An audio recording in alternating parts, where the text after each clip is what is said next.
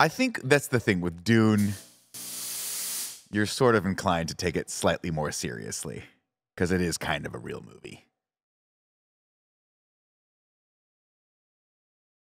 What's up?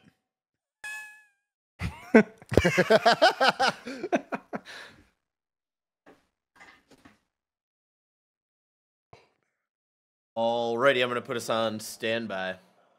Sick. Dune 2 is in... Oh, is it? Yeah. Oh, I couldn't know when anyways. Yeah, because you got WWE. Yeah. I thought you were seeing it in Dolby. I am. But I didn't realize we could have... I thought it was going to be an IMAX. Oh, the screener? Yeah. Oh, that's a bummer, yeah. That's going to be incredible.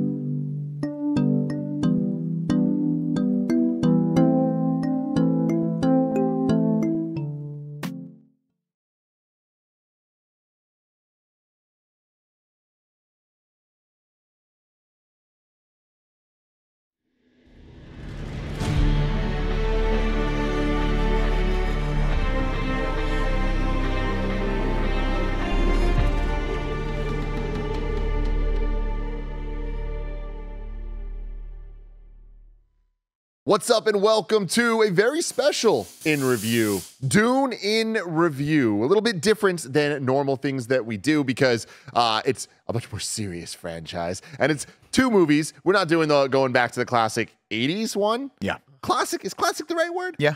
Yeah? Okay, a the classic classic at 80s this one, the point. mini-series or whatever that was. We're just doing Dune and then Dune Part 2. And yeah, it's a little silly to rank review and all that stuff, or to rank them, but we're going to have a good time discussing these motion pictures, this cinema, this film experience. Of course, I am Tim Geddes. I am joined by the Canadian Tim Geddes, Matt Rohrbeck. Oh, shit. My first ever In Review. Pretty pumped to be here. I thought it was weird we weren't starting with Eraserhead for David Lynch In Review. But pumped to be here. What's up, guys? One day. We, of course, have the producer/seducer, Nick Scarpino. Hello, Tim. And making his return to In Review on the big set itself, it's the big Kev Dog. What up, dude? How's it feel to be back? Oh, good. I'm so excited to be talking about Dune. I love these movies so much. Yeah, man, I'm excited to talk to y'all about this as well. Of course, this is Kind of Funny's In Review, where each and every week we get together to rank, review, and recap different movie franchises. We just did Madam Web last week, so maybe we should rank that versus this. We'll see which one's better. But you can definitely go check out that In Review. It was an all-timer. A lot of y'all have been watching it. Thank you for your support over there. A surprising amount of people wanted to hear us talk about Madam Web instead of watching Madam Web. So a little bit of a surprise there. But anyways, thank you for all the support there. You can get the show show on YouTube or podcast services around the globe. If you want to go above and beyond, though, you got to get the Kind of Funny membership on Patreon or YouTube. You get the shows ad-free. You can watch live as we record them, and you get a daily exclusive Greg Way every single day. And shout out to our Patreon producers, Carl Jacobs, Kashan Patel, Nathan Lamoth, Karen Lindner, James Hastings, Casey Andrew, and Casey Kern. We appreciate all of you so very, very much. We're doing Dune today. Next week, next Friday, we're going to be recording Dune 2. And then the Monday after that, everybody, it's finally happening. Aquaman 2. Oh God, We're doing something real special. We're saying goodbye to the DCEU. We're going to be doing it live for everybody. We're actually going to do a watch along of the movie. It's coming out on HBO Max in a couple days. So in a couple weeks on that Monday. Let me get the date here because I want to make sure I'm getting this right. It's such an exciting way to watch this movie, but it's such an unfortunate movie that we're doing it this way. Of like watching it with everyone and like the comments coming. Yeah. It's gonna be so much fun, but you know? So Monday the 4th, Monday, March 4th, we are going to watch Aquaman, The Lost Kingdom live with all of you. We'll be here commentating over the whole thing, having a great time. Again, saying goodbye to the illustrious DCEU. And then right after that, we're going to do our episode of In Review. Nick, I have a secret. What's your secret? I really liked Aquaman 1. I mean, Aquaman I enjoyed 1, the shit out of it. I walked out, I was like, that's hilarious. there's definitely an entertainment value for that. Oh, yeah. My only concern with watching it live with everyone is I don't know if we're really going to get the nuance of Aquaman You know, 2. instead of getting the nuance, why don't we get drunk? You know what I mean? I think that's how you get the nuance for that. Oh, man, you really got to love to see it. But yeah, today we are talking about Dune, a 2021 film by Denis Villeneuve. Nailed it. That's exactly Nailed it. right. 100%. It came out on October 22nd, 2021, and it had a runtime of 1 hour and 55 minutes. It's a long boy. It's a real long movie. Did. Number 2 is long too. Very, very long. Almost You really 3 don't feel it though. almost 3 hours. And they had a budget of $165 million, a box office return of $434.8 million. I just want to say, I want to start this off actually. Go start it off. Watching Dune 1 when it first came out, I had not had any experience with Dune. The level of understanding I even had about Dune at all was that Comic Book Girl 19 was obsessed with it. And I know she has great taste. So I was like, this must be a great thing. I just don't understand it. People talking about spice, people talking about all this stuff. I knew Kevin was really into it. But like, even then, when you try to explain it to me, I'm like, this sounds a little too hardcore. And I feel like that was even in a pre-Game of Thrones time for me, which I feel like deepened my acceptance of that type of storytelling Yeah, you more. weren't into the politics game. I then. was a Star Wars guy. You know what I mean? So it was like, all right, well, we'll see what this is all about. Watching the movie in theaters, it was breathtaking. It's gorgeous. It sounds amazing, all that stuff. And I had a great time with it, but I left being like, I don't get it though. Like, I get it for others, but it kind of reminds me of my thoughts on Lord of the Rings, where I'm like, it's so obvious how amazing this is, but it doesn't connect with me the way that I wish that it would, but good for everyone else. Mhm. This time, it did. And this time, I'm like, oh man, this movie's incredible. And I cannot wait for the sequel. And the way that I watched this was I got the 4K Blu-ray of this movie, and it is now my new reference title to show off the theater for the sound design, for the visuals. The 4K Blu-ray disc is out of this world. It is perfection. Yeah. Perfection, Kevin. Is that right? It is right. Oh. And that was my thing. I was like, oh, Kevin. The next day, the first thing I said to him was like, dude, I have a new standard when it comes to 4K Blu-rays. You got to check this out. Kev comes by my house. He takes my Blu-ray. He's about to go enjoy it. For this in review, what happened, Kevin? So in the morning there was a blackout that was like, oh, it'll be up by 3 o'clock. And I was like, wow, it's really late. But, you know, it's fine. It's not a big deal. Then I got home, looked at my phone, and it was like, nope, 6 a.m. tomorrow. This blackout's going to continue. And I was like, oh, man, that kind of ruins my Dune watching experience there. So I guess I'll connect my iPad to Paula's phone and download it on Vudu in SD, and I'll watch it there. And let me tell you, it does not look great in SD.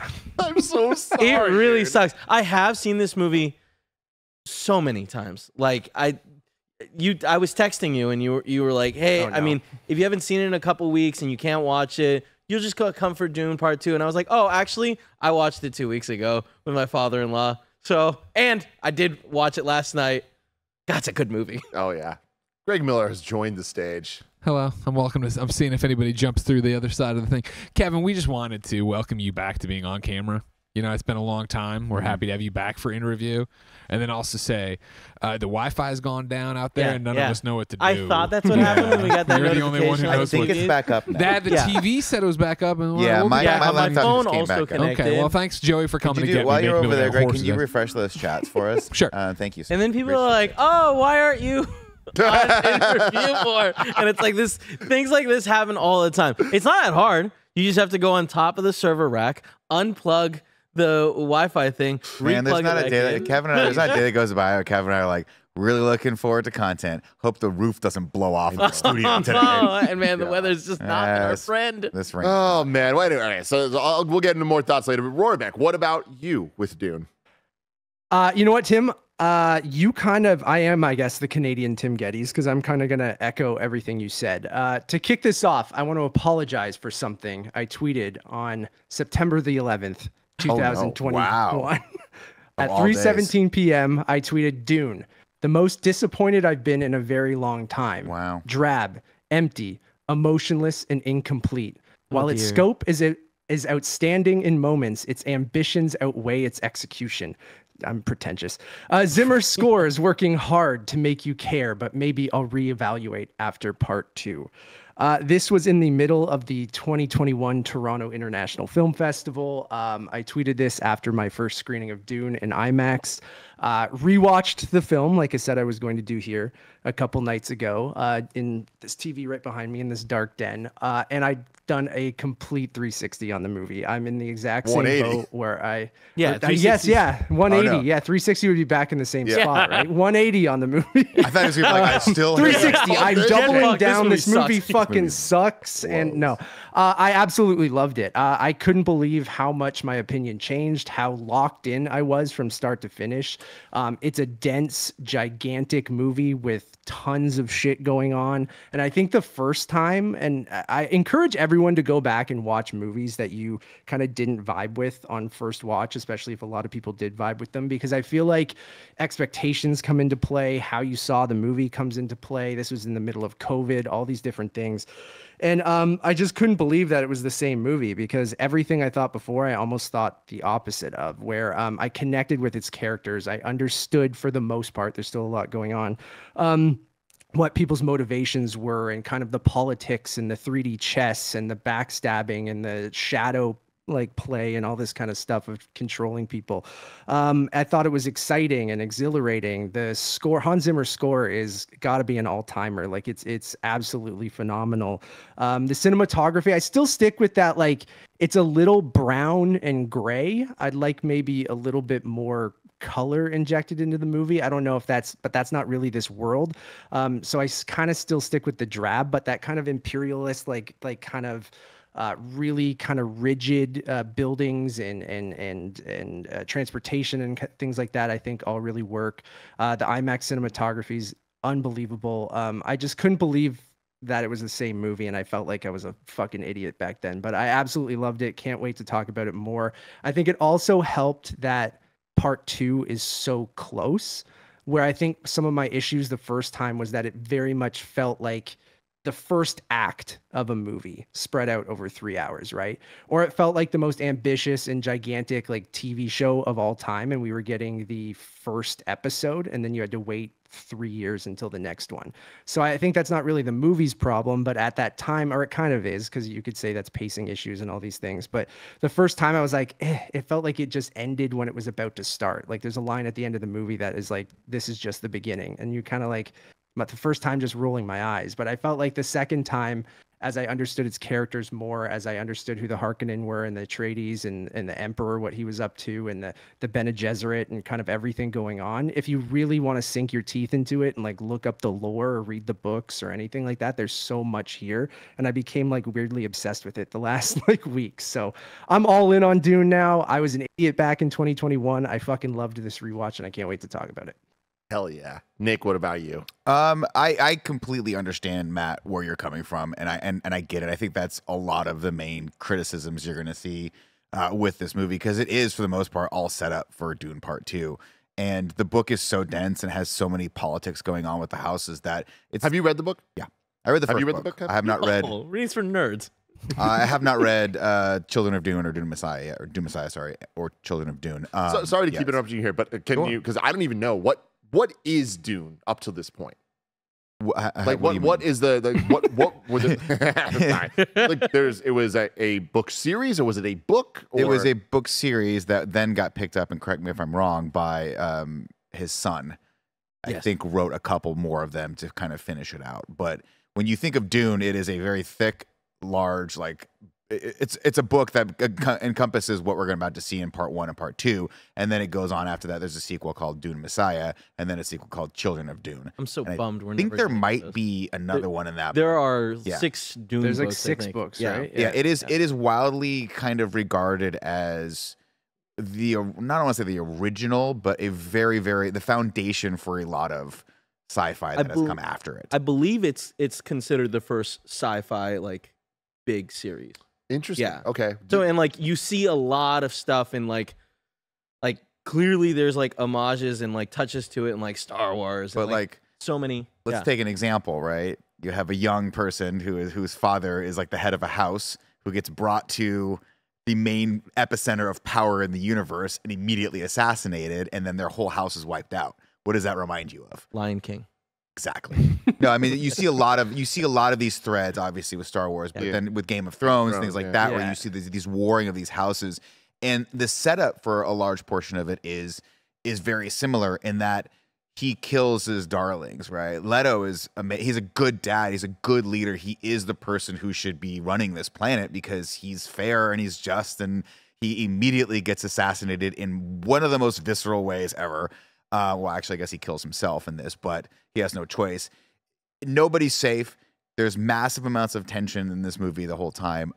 But anyway, going back to the book, you get a lot. This is going to sound pretentious and the same thing anyone always says, but you get a lot more out of the book than you do this movie, because we spend a lot more time having the characters introduce you to the Bene Gesserit, introduce you to the houses, introduce you to the galactic politics that are happening. Because I don't think you really understand how important spice is to this world, to this universe. Is it Lance Rat? Is that what they call it? But like that's because they say it. It's a throwaway line in here. All like, of them are throwaway Go lines. tell the Lance Rat or whatever. It's like the cool term they have for the all the big families. Yeah. That's this like Nick, you are so right in this. That like it's one of the things I love most about this version of Dune is they give you no information. Like it starts out and it's like the years 10,000 whatever, and it's like, well, you're like, okay, so that's like 8,000 years in the future. It's like, no, that's 10,000 years after this giant war they had against the AIs, the thinking machines. So it actually takes place 20,000 years after our current time. Oh, right. And it's like, and they don't Forgot explain about that. They don't explain anything. Like, oh, like why is it that like these guys standing in the background randomly, their eyes roll back, and then they're like, oh, this calculation is the answer. It's like, oh, those are human machines. It's like, what? What? They didn't explain that. You There's know? no- that- But it's and- so good. That's the thing for me. The reason why I appreciate this movie so much is because it should not exist. This does not have a place in modern Hollywood. Very few, like this movie, the fact that it even did so as well as it did is shocking to me, especially when you take an analog right out of Denis Villeneuve's book with Blade Runner 2049 that didn't do so well, and we're not going to get sequels to that. And that makes sense to me. Going and watching that, I love that movie, but it's so subtle and so nuanced, and it's not an action film, and neither is this really. How many action sequences are in this? One? Yeah. There's one like, big yeah, war one big sequence, one at the and end. it's incredible. Yeah. But for the most part, this movie, high sci-fi like this, like really, really cerebral science fiction, just doesn't really have a place in modern day Hollywood anymore. So the fact that we're getting Dune Part 2 and they committed to it and they're making this a pretty faithful adaptation of the book, albeit a little thinner than I think you'd want in some character. Like what it really should have is like one of those things you have in museums where someone's explaining to you what the hell's going on the entire time. It would like what's that? There's in Final Fantasy, I think there's where you can pause the 15. You can Oh, pause the lore system. the lore system. That would be be dope. great for the movie. Because one of my favorite things about it is it doesn't give you the lore. But one of my favorite things to do is to watch this movie with someone that doesn't know anything about the lore and pause and explain them. I know that sounds annoying, and like it's so satisfying to like pause and be like, let me explain what's happening here, and for the other person to be like, I'm really understanding the movie now, and like, because like I've now done that with Paula and her sister Avery, and they're both excited to watch Dune 2, and they're going with me to watch it, but they were both a little bummed. They're like, yeah, it sucks because I like when you pause it and explain it, and it's just like, Madam Web came out like 2 weeks ago or whatever, Same film. and it's Same like, exact thing, yeah. but like the one of the Dense critiques that you sci-fi. guys had was like, it holds your hand, and it has to be like, oh, this kid, you know, it's gonna be Peter, you know, and they explain things unnecessarily, and this movie does the opposite, and it's like sci-fi that does that is something that I think that we have so little of, and it's so exciting to like be able to experience this movie, and I really feel like we're getting Dune Part 2 because they released it during the HBO Max thing, and it was like, hey, no, don't worry, it's gonna be on streaming and in theaters, but like we're gonna give you Part 2, and it breaks my heart that like I would be shocked, utterly shocked if we get Dune Messiah, and like it's fucked up because Dune Messiah is so good, and it's like I don't think it's been ever part of like the miniseries or a movie on it, because they did Dune as a miniseries for sci-fi. Not too long ago, right? No, it was a long 20 years ago? 90. Was it 90s? Yeah. Jesus God. And then they did Dune, Children of Dune in the early aughts, I want to say. Look, that might And be what I'm yeah, thinking that's of. probably what you're thinking, because it's Yeah. Mackle, it's Professor X.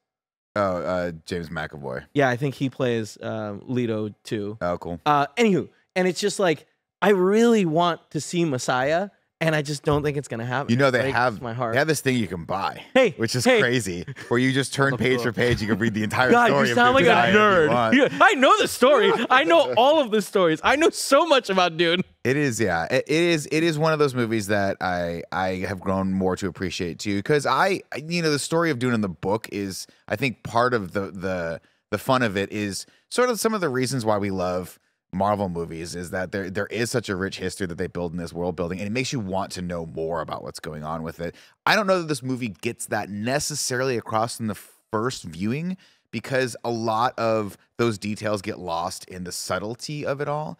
And if you just take this for what it sort of is on face value, it's a very slow building, tense movie, which is what Denis Villeneuve, it has all the hallmarks of a Denis Villeneuve movie, which is that you guys mentioned the drabness of it. Go back and watch Blade Runner 2049. Everything is gray.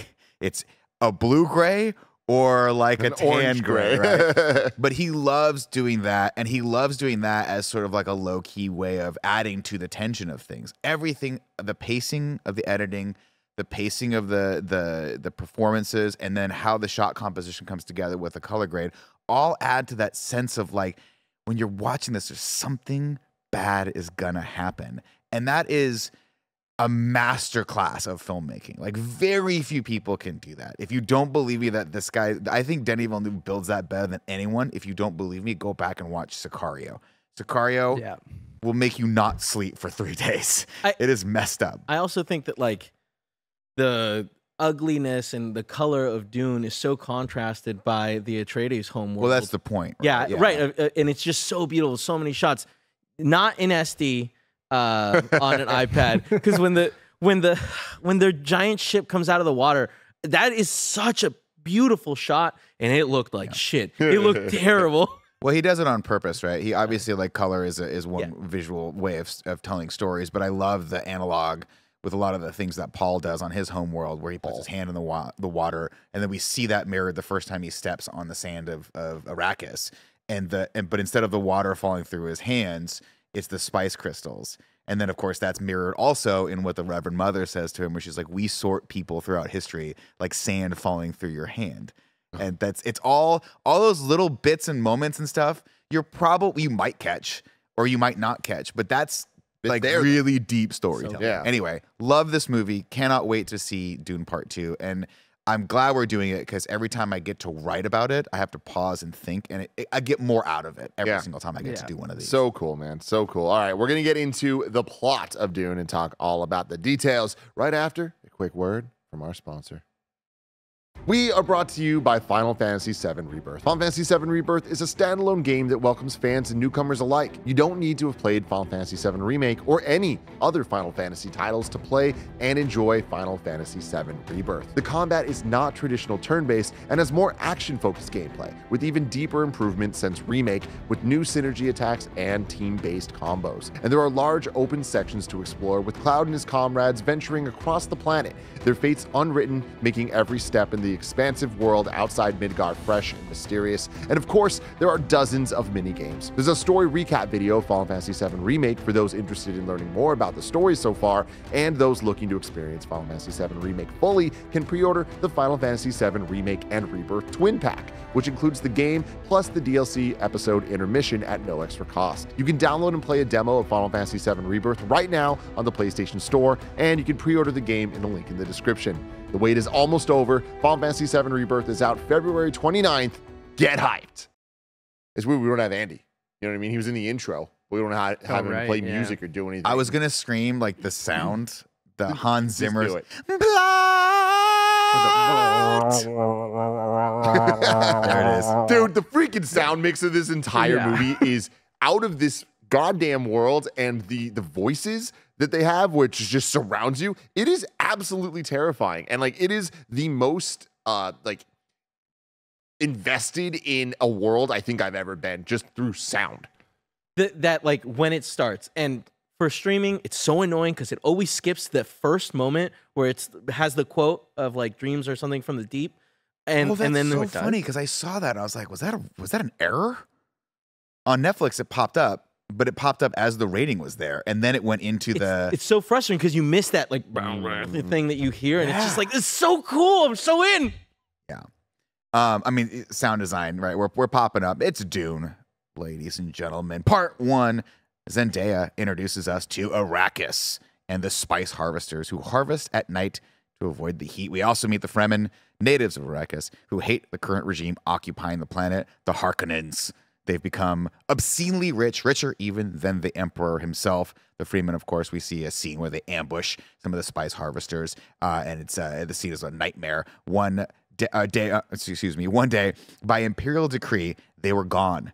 Why did the Emperor choose this path, and who will be our next oppressors? Oh, like what an opening, right? It just sets the stage so well. Part 1. Yeah, and Zendaya as a narrator is killer. I honestly think, like, I've liked her in a lot of the other movies. I have never watched Euphoria, but I like her as Mary Jane. I know her; she turns in a tremendous performance in Euphoria. But this is really the first time in a movie that I've seen her and been like, yeah, she's got like stuff. She's got it, which is great. And she's in so little of the movie, and it goes back to something like Kevin's saying too, of like Denis Villeneuve like treats his audience with respect and that they're intelligent, and he just goes, "Trust me." Like, even though we weren't guaranteed to get Dune Part 2 or maybe Dune Messiah or anything like that, but you can see that he is playing the long game from the beginning, and he's just like, okay, trust me, I think this is going to be awesome, I think this is going to work, I know Zendaya is only going to be in a little bit of this movie, or Javier Bardem, but just trust me, they'll be in more of the second one, but I'll still set that up really well. It's awesome. We get the title sequence, Dune Part 1. Then we cut. Oh, just while we're here, I just want to say, like, the title treatment of this movie, sick. It's so sick. And shout out to Cameron Kennedy, because the kind of funny Dune in review title treatment might be the best one we've ever had. It is incredible. But the logo just being the curves, it's just so it's perfect for what this movie is. Like, is it too much? Yeah.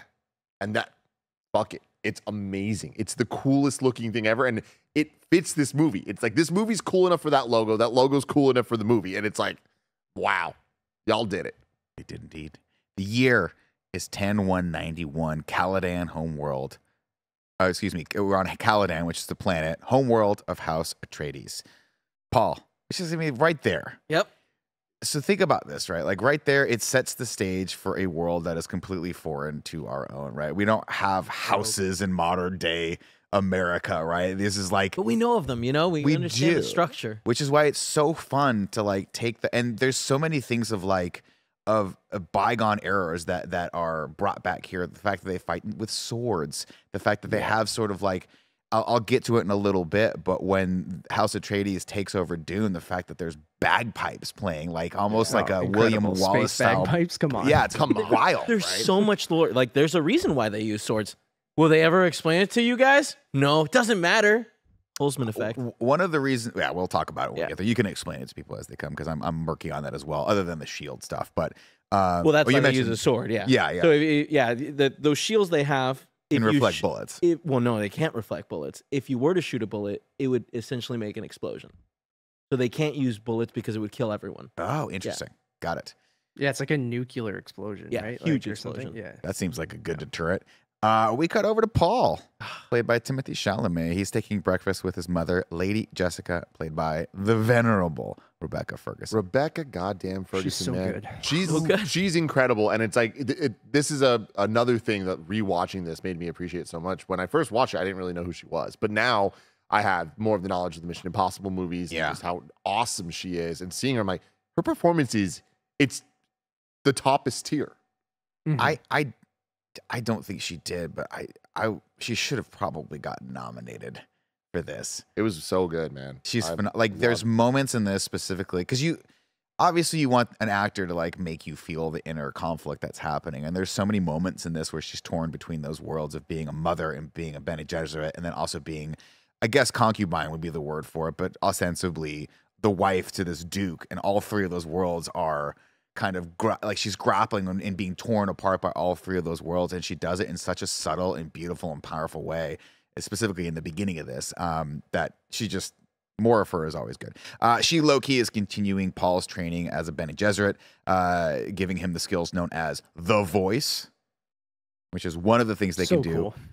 Basically, if you have a certain tone, timbre, and pitch, you can make people do what you want them to do simply by speaking some words to It's them. mind control. Yeah, dude.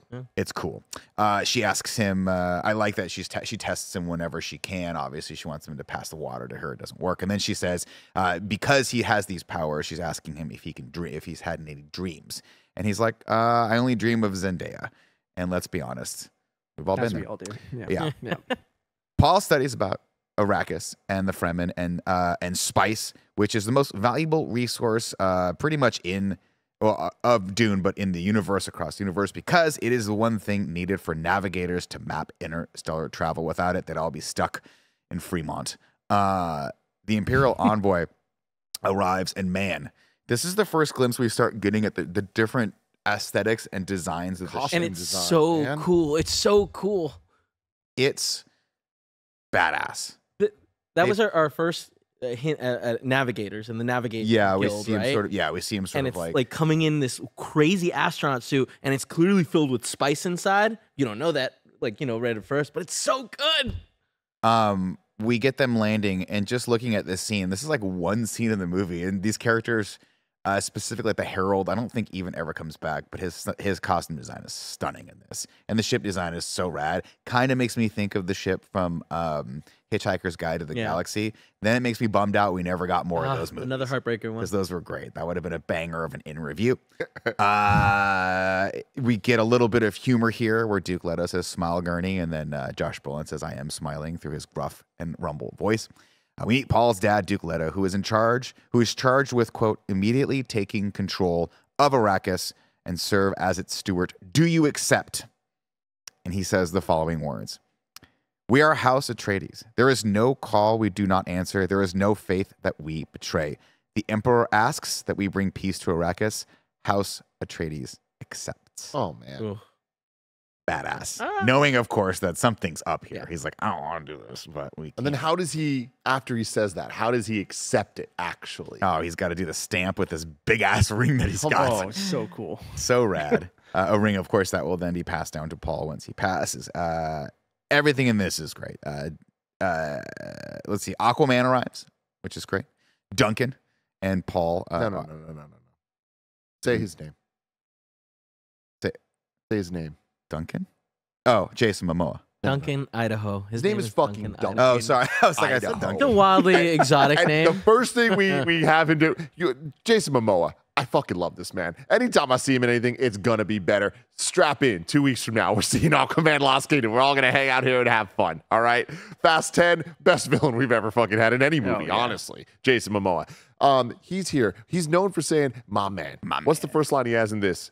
My boy. And I'm like, we're strapped in for some good shit here, Nick. He is obviously a fun addition to any movie. I love Jason Momoa's energy.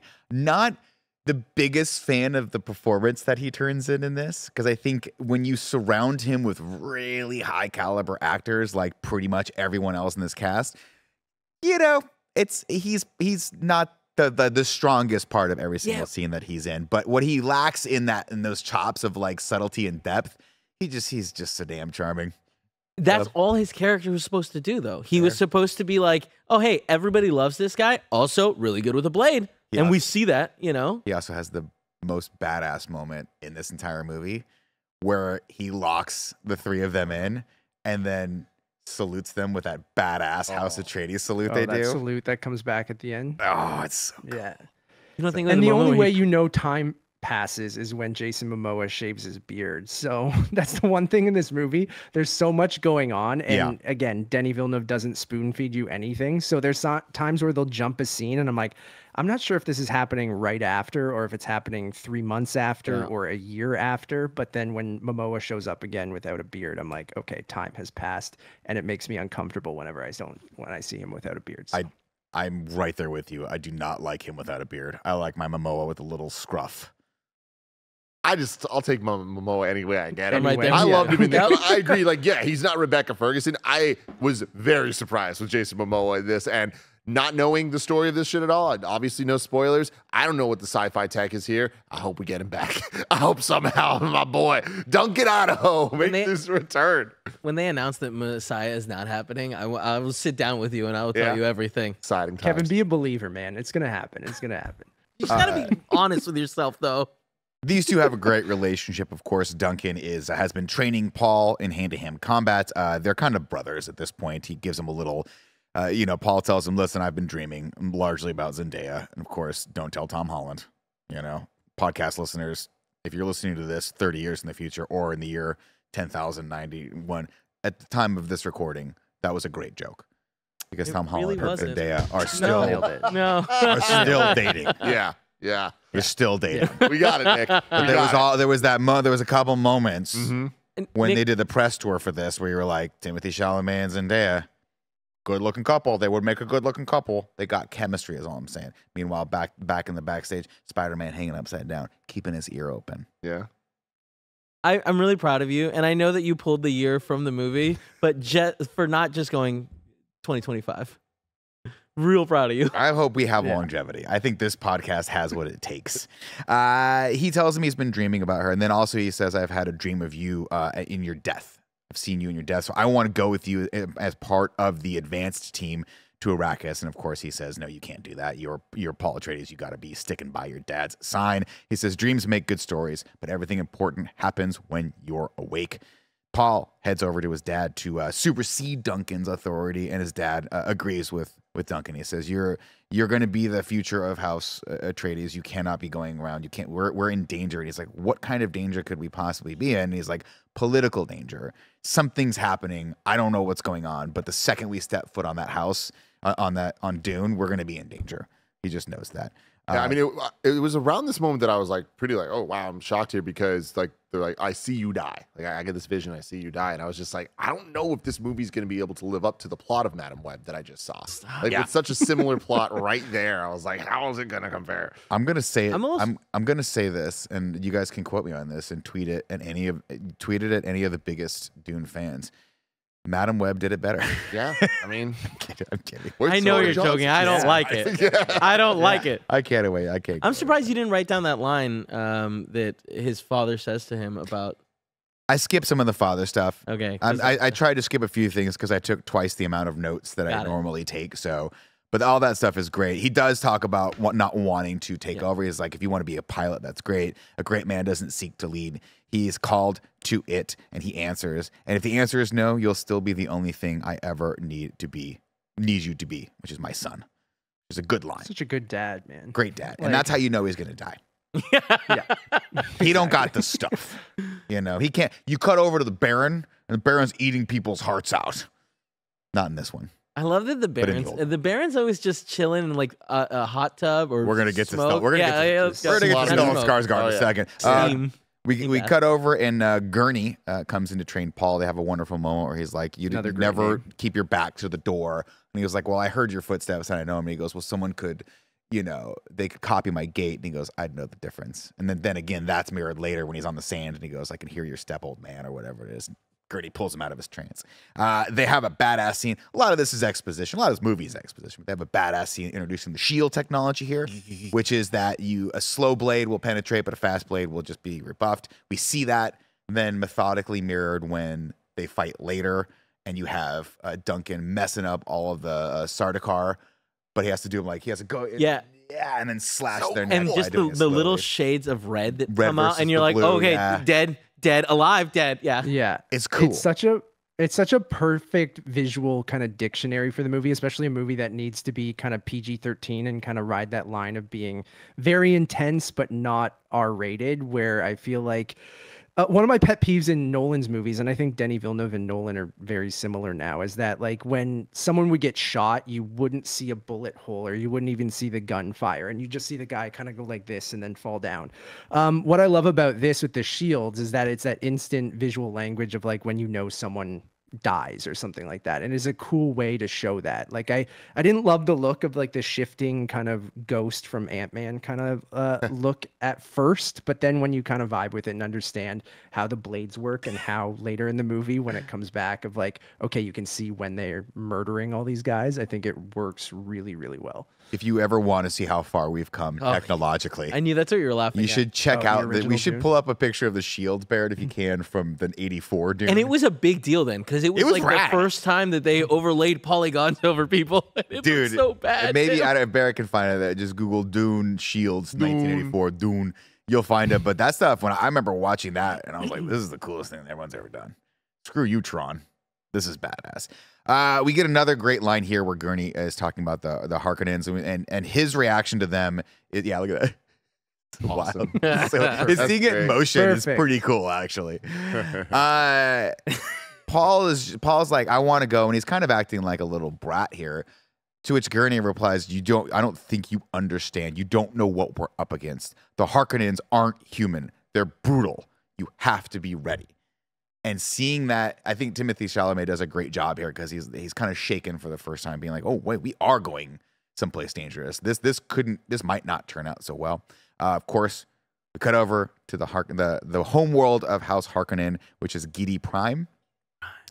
Batista, I'll tell you what, man. Tell me, Nick. Put him in everything. Yeah. Bless that man. Love him in this. Love him even more in the beginning of Blade Runner 2049. I think So that might be good, his yeah. best performance to date. 100%. It's so wonderful. He was just in the M. Night Shyamalan movie Knock at the Cabin, which wasn't Yeah. wasn't the best movie, Mhm. but It wasn't a good movie. he was so good. Yeah. Like his performance in that movie is I think worth watching the movie for because he's so good in it. Again, not the best movie, but like he's just so much more versatile than I would have ever given him credit for. Nope, that's not right. I was trying to look up the name of the next actor who played Polka Dot Man. Oh And it's yeah. Caleb, Oh. it's Caleb Dashmel. David Dastmalchian or something. Yeah. David Dastmalchian, thank you. I He's just looked up also Caleb freaking Deschanel. incredible, man. Yeah. It's so cool when you can see an actor's range and it's suddenly they're totally like portraying a completely different. And then that's I think one of the reasons why I loved 2049. Mhm. The dude Blade. that we were, yeah, but like the guy we were just talking about. Batista. Yeah, Batista's because like he's so subdued and like is quiet. I mean, it doesn't stay that way, but like same with this where it's like he's such an evil little dude. You know what I mean? Versus the fun Baba Yaga guy. Yeah. We get a great scene here between our three basically villains of this movie, which is going to be the Baron. We get Batista's character, and then of course Polka Dot Man. And Batista is pissed. He comes in hot. What's the Baron doing? Taking a steam, hanging out, chilling. As He's one not does. worried. To which that pisses off Batista even more, of course, because he's like, "How could you let them take everything we have built?" And Polka Dot Man says, "Don't be so sure this is a gift. And he's like, well, he's like, what are you talking about? And basically, we're setting the stage here for the fact that the Emperor is a very powerful but very jealous person, and Duke Leto is a very popular person amongst the houses who could potentially rise to power and usurp the Emperor at a certain point. So he's been given the gift of Arrakis as basically a death sentence, and that's really, really, really scary. I just want to shout out Stellan Skarsgård in this again. That man plays a psychotic killer probably better than anyone you've ever seen. I don't want to spoil any movies he's been in, but if he's in a movie, chances are he's a psycho killer in it. Look at Thor. I was going to make the same joke. There you go. Let's see. Lady Jessica wakes Paul up late at night to meet with the Reverend Mother, who I think, is she played by Vanessa Redgrave? No, that's not. What's the name of this? Charlotte Rampling? That's what I'm looking for. Thank you. She's phenomenal. Of course, he's going to be tested now because he's not just the Duke's son. He is actually the son of this clan. What would you call them? I guess religion. I guess. Yeah. It's a group of women, really, right? Yeah, but they sort of serve everyone, but mostly they serve themselves, which is what Dr. Yue says. He kind of whispers to him, "Hey, man, the Bene Gesserit serve their own needs. They serve everyone, but they serve their own needs first. So just be careful, be strong, and be cool." I love that he has the little diamond shape on his forehead, which I assume is the mark of him or of the doctors. No, it's the doctor stuff. So like they have doctors, right? And like the highest level of them get that little diamond. It means like they can't be corrupted or betray you. So much for that. Yeah. I love that he has this built-in ability to like basically just be a diagnostic machine. Yeah. We'll see that later. A lot of the stuff here is just so subtle, but like I think it's Thufir is his name, or Thufir. He's the guy that's basically there, shepherds them into the planet. He's got that little thing in the back. They're mentat. He's like communicating with everyone. Everyone's using their brains basically as computers, and then the rest of everything is analog. Do you want to explain why that is? Yeah, I was gonna say. So the big thing that happened at the start of their timeline, right? The 10,000 whatever that they count off of is like I can't remember the name of it. It's like these are all weird names, but essentially they figured out, hey, all these thinking machines, AIs, are controlling everything, and they did a giant like rebellion and killed all thinking machines, and they've been banished and outlawed. So fast and light travel is very dangerous because so like they had to develop all these things. The spice helped with the fast and light travel, but also each faction has also developed that. Like we have the Mentats and the Bene Gesserit. The Bene Gesserits have like perfected the control of their body. The Mentats have perfected like mathematical, so they are human computers. They can do crazy calculations. Wow. Yeah, none of that's explained. Cool. Crazy. Nope. I love it. Yeah. Was the here's the question I have as we're about to get to it, but I'll ask it now because I'll forget. The big worm-like thing in space, is that a faster than light like tube? Ship. Or is it a ship? That's the ship. I mean, okay, so that is the ship in which tube, all the smaller ships travel. Yes. It doesn't sit out there like a Mass Effect This relay. movie's crazy. Yep. Yeah. And it's crazy because like that's all we get, that one glimpse or two glimpses of it, right? But it's also weird that ship, and I don't know if it was described that way in the book, but it mirrors the look of the sandworms, which is like, it's just weird. It's really cool. It's cool. Yeah. And yeah, we'll get to that later. But I digress. Yeah, Dr. Yue basically is like, be careful in there, man. Reverend Mother does the voice really, really well. She tells Paul to put his hand in the box and then holds a poisonous needle to his neck. The test is simple. Remove your hand and die. Paul says, what's in the box? I had to do it, sorry. And to which the Reverend Mother replies, pain. Yep. Or let me do it this way. What's in the box? Pain. That was my Mr. T. Good. From I think Rocky my face 3. stayed up on Of course, the screen. don't when it forget cut that. to you. How long do you guys think you would last in the box? I'm not going in the box. Yep. No, you're not. No, You're and just if I did, immediately I'd be dead. done. It's like a 10-second thing. Our brains aren't made Yeah. for it. Yeah. I know. I'd be so done. There's a few things about this scene that just get me, man. It's all the stuff in it is just so brutal. It's so violent and so messed up. It's like traumatizing to watch because you're like, oh, this is our main character, and his mother just led him into this, right? But I'll never forget watching Dune originally, the Kyle MacLachlan movie, and watching this scene and being terrified by it. That terrified me when I was a kid because I was 4 years old watching this. And then there was something in the original movie that this doesn't have, which I think they must have just added for sheer brutality's sake. But the Baron in the original movie, installed heart plugs into his basic, like his slaves, his servants, so that if they were pissed him off, he'd just pull their plug and they'd bleed out of their chest. It was this most psychotic thing I've ever heard of in my life, and that terrified me when I was a child in as this version. Rebecca Ferguson outside, like having a panic attack, trying to talk herself down. Phenomenal acting, incredible, yeah. But saying the mantra, of course, fear is the mind killer. Once it's gone, you can see the inner path. When it has passed, only I will remain. And of course, that's going to be mirrored later because she's going to be saying that as Paul's going to be coming into his own as the Messiah or the One or any of the other 30 names they have for this person, because every culture has their own name for it, and every culture is equal. So why would we not, in this world, why would we not just explain that? I had to write that, the one they call him the entire time. I had to write it down. The Quetzats, Haderachs, tough one. Something like that. Nailed it. Paul studies himself using the same techniques his mom has taught him and sees vision of Arrakis on fire. He passes the test. The Bene Gesserit have to make sure he's worthy of his birthright, which is, and he's like, well, I am the son of a duke, and she's like, I'm not talking about that birthright. You're a Bene Gesserit. Got more than one birthright. You got more than one of those. So good. It's good.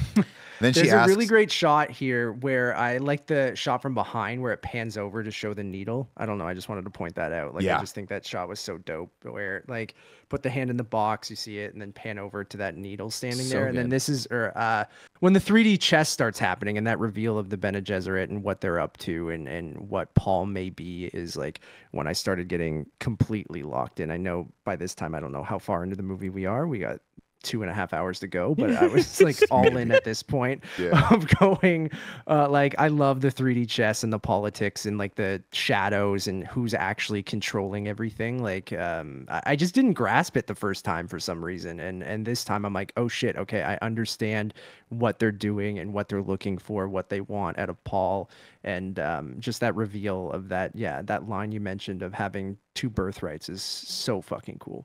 Yeah, she does that, and then there's the other line I mentioned earlier where she talks about how their job is to like weed people out. If you, he's like, if you had failed, I would have killed you because you have too much power for this birthright, and we weed people out like sand going through people's like hands, right? I guess, which is kind of on the nose now when you think about it, but I thought it was cool at the time of this. It's very cool, and like the whole idea of the pain box. I mean, like that's the type of stuff that like just general moviegoers could wrap their heads around. I even remember the first time watching it that, like, similar to what Matt was saying, it's like, this was kind of the moment of the movie, even the first time, that I was like, okay, I can kind of understand what's going on, and I'm here for it. I'm interested. Watching it the second time, it was just so much better. Like, it's so much more the context and understanding of what's going on. I was like, this is such a deeply fucked up concept, and the acting on display is so phenomenal that you just buy in, you get lost, and you believe it so much.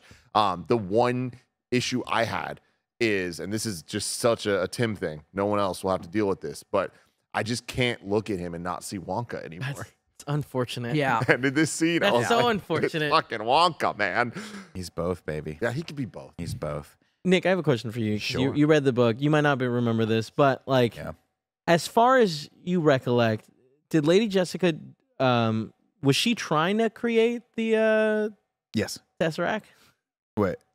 Or like, Tesseract? No, the Kwisatz Haderach. Because Yes. at the end of this scene, they walk away, and she's like, "You shouldn't have done that. You were told to birth a girl." So she, in the book, she believes she could do that. And that's what I remember. Yeah. Okay. All right. But the idea here, of course, is that, to Kevin's earlier point, they have such good control over their bodies. She can pick whether she has a female or a male child, and she has chosen a male because she believes that after thousands of years of crossbreeding and like behind the scenes Bene Gesserit, having people breed with each other to get bloodlines pure or whatever they're supposed to be, she has finally produced the heir that will be the one. What is the one? Of course, it is the being that is powerful enough to bridge space and time, past and future, who can help us into a better future. And some believe he's here, and she's saying some because she believes it's Paul.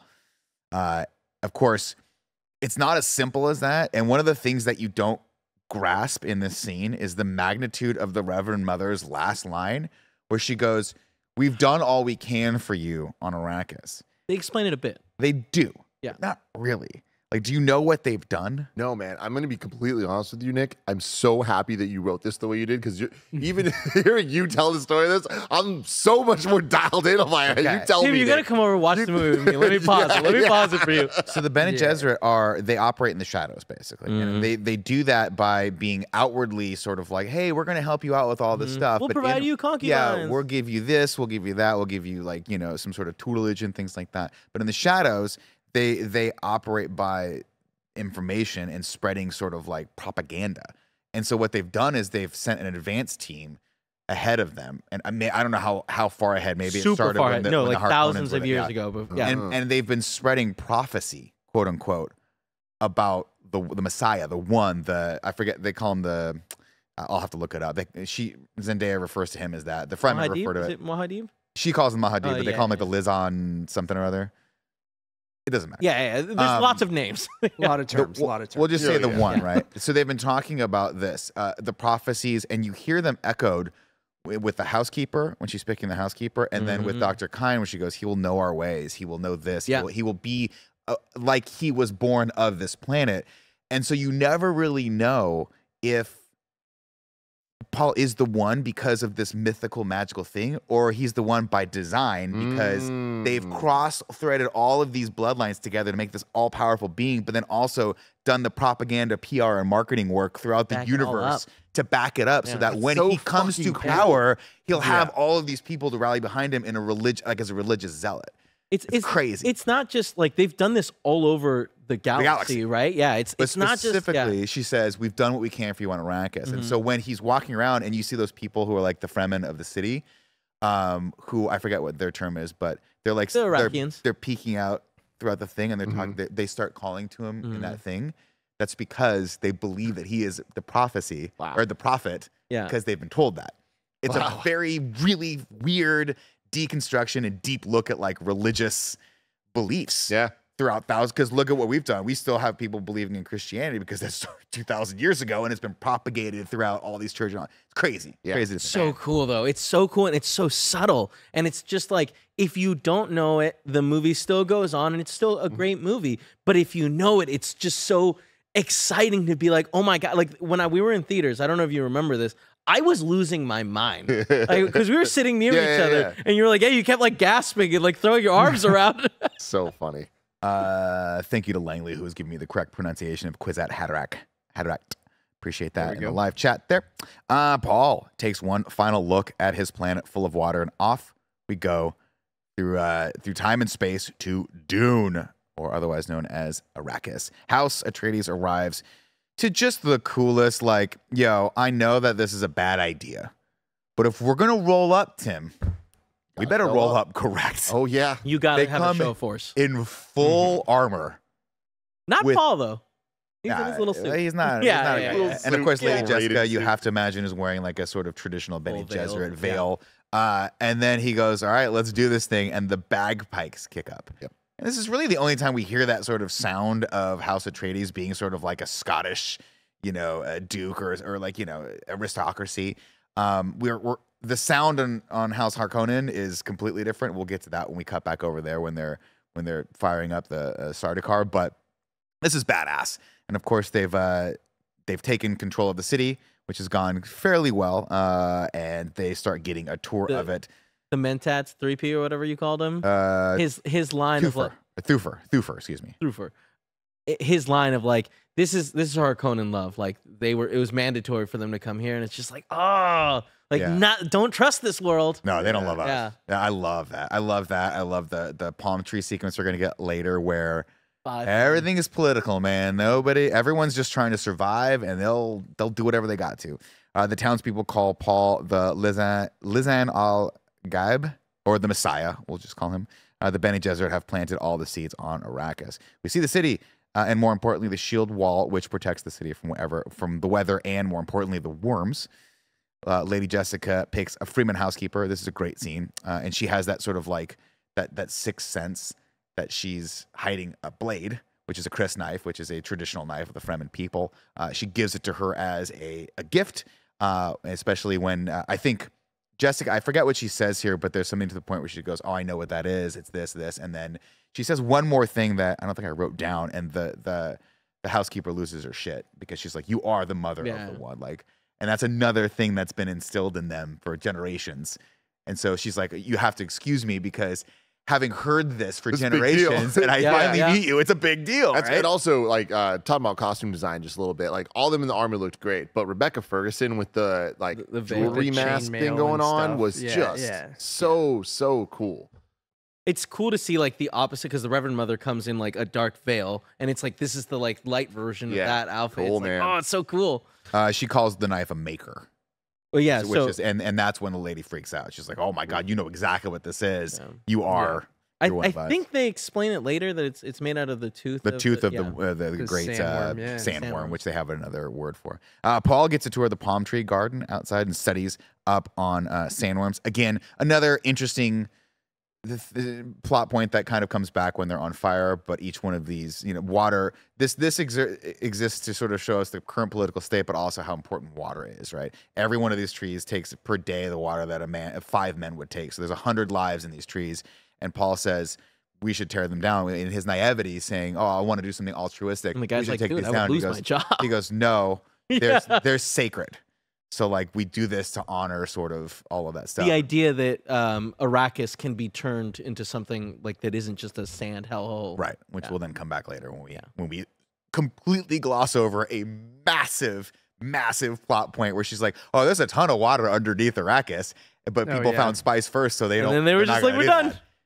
Which is like the single. That's probably the most important political theme of this entire thing. We'll get to that later. He spots something that stops him dead in his tracks later as he's studying up on sandworms. It is a hunter seeker, which is cool.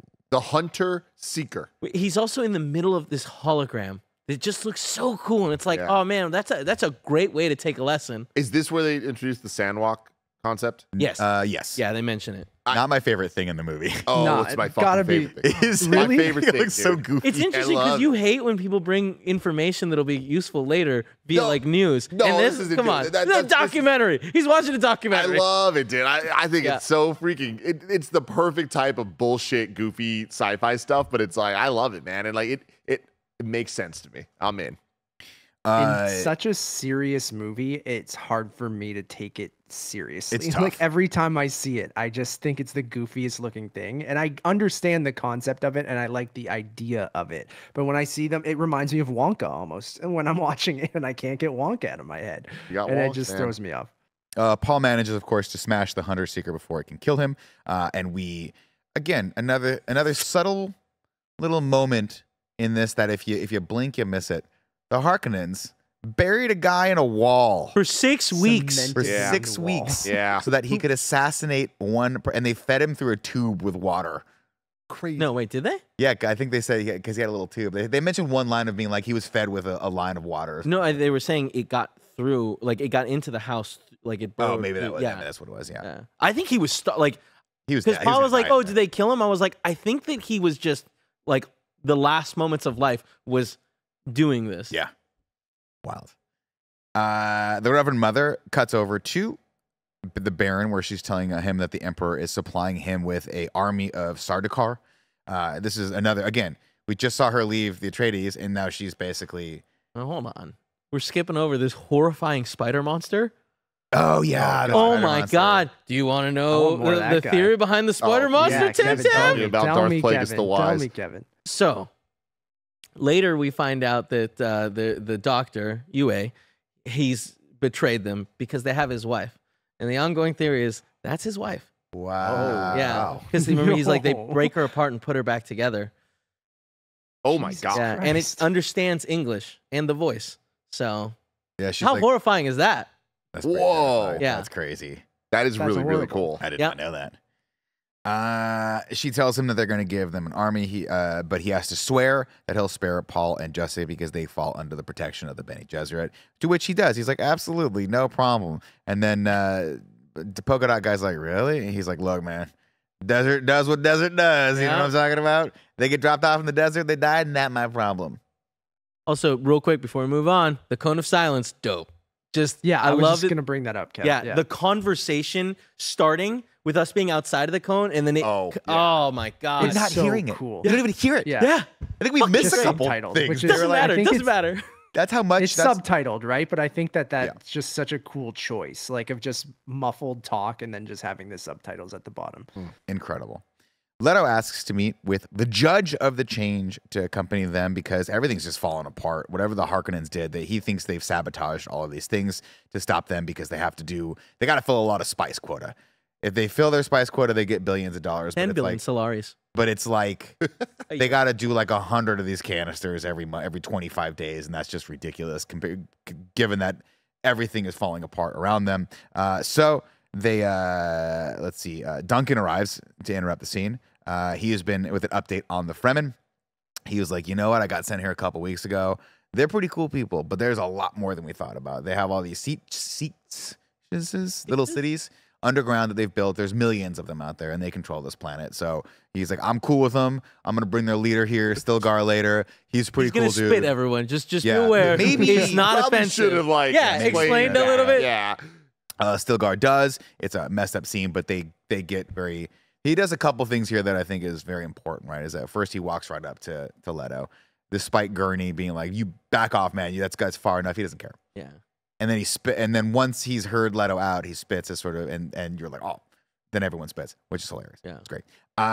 They strike a deal, which seems like a pretty easy deal. Yeah. We won't go into your cities, but I can't promise that we won't go into the desert where you got your territories, but we'll just keep chatting about it and we'll be cool. Your sieges are yours. Your Great sieges are line, yours. great little speech. Love that the Mentat is just like, yeah, we got this. Seeds are planted. It's bearing fruit. Perfect. And then Javier Bardem, who is phenomenal, He's so good. just goes, I'm done. I said all I no, needed he to say. hit, He but just like leaves. the lines are so good where he's like, my honor like demands I be elsewhere, and he just walks off. And it's Yeah. just like, all right, man, I'll see you. See you later, buddy. He's pretty cool. Yeah, all of us would be like, he's so cool. Yeah. You think he's gonna come back? I want to hang out with that guy. again." They meet up with Dr. Kynes, who gave them kinds. and One thing around here that I thought was like goofy and a little out of place is how often they say desert power. And like just the way they talk about it, it's a little weird. Well, I think that's one of those scenarios where like the big boss has been like, this year we have to work on desert power. Yeah. So everyone now in meetings is trying to put out Desert desert power. power as much Desert as power, possible. yeah. Yes. desert power. That's Uh, great. But I like the idea of Oscar Isaac saying like, oh, we have sea power and air power, power, or whatever, land power. And then like using that of being like, if we can harness the power of the desert, then we will kind of control everything, but or not even in like a malicious way. But I like the moment coming up that we'll talk about. That's kind of a character building moment of him like really actually giving a shit about the people of Arrakis and stuff. But I like that idea of land, sea, air, desert kind of thing. It's also weird when you start deconstructing that, right? Because he talks about the reason why they were able to basically be the leading house in Caladan is because they have kept control of the land and sea. But you're like, wait, are there other houses? Could they be even in trouble on their own planet? Like, is it birthright that they lead this planet, or is it because they're just powerful? Interesting. It's an interesting thought. Anyway, they meet with Dr. Leet Kynes, who gave them all dope Fremen still suits, which she has kept. This is a great concept here, right? The idea behind this is that water, of course, is the biggest commodity, second most valuable commodity, I guess, depending on how you look at it on Dune. So much so that they'll develop these suits, which, if done properly, worn properly, will allow you to only lose a thimble of water, of moisture from out your body for the whole day, which means you're drinking a lot of your recycled fluids. And we only get one little look at that later when they're in the tent, and Rebecca he's like- Ferguson goes, oof, like what? No, I mean, I think it's because he was like, tears and sweat. That's what you're drinking, Mom. No, she has a moment where she drinks out of it, which is cool because I didn't catch this the first Yeah. time. They show you the sort of the veins of the tent. Yeah, the bladder on the inside. Yeah, like kind of sucking in the moisture from outside. And then he goes, here, this is tent water. And she sucks a little bit. And she like takes a little sip and is like, oof. It's like when someone makes their own wine or their own beer. You're like, this is not going to be good. And sure enough, it was not. Let's see. Paul puts his suit on correctly, and Dr. Kynes is very impressed. She quotes Fremen prophecy that he will know your ways. If I'm being honest about this, if we're deconstructing this, It's how weird. hard was it to put this suit on? You know what I I mean? mean, no one else got it right?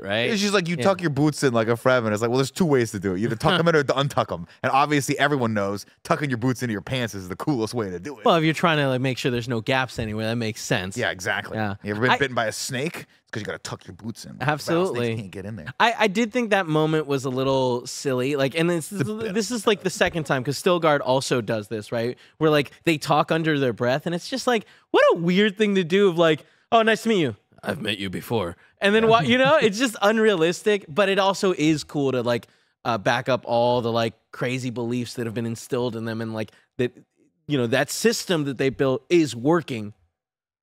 Very true. Mhm, This from here out. Do you think it's interesting that they changed Liet Kynes from being a man to a woman? Just because, like, I mean, you know the lore, so you know what's like.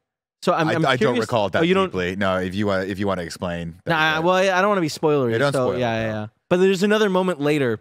Well, it's fine. We'll get to it. Yeah, we'll get to it. They head out to the spice harvesting. Spotters, of course, keep an eye out for signs of the worms. There are these little tiny ships that go up there, while the harvesters take the spice from the reserve that's on the surface of the desert sand.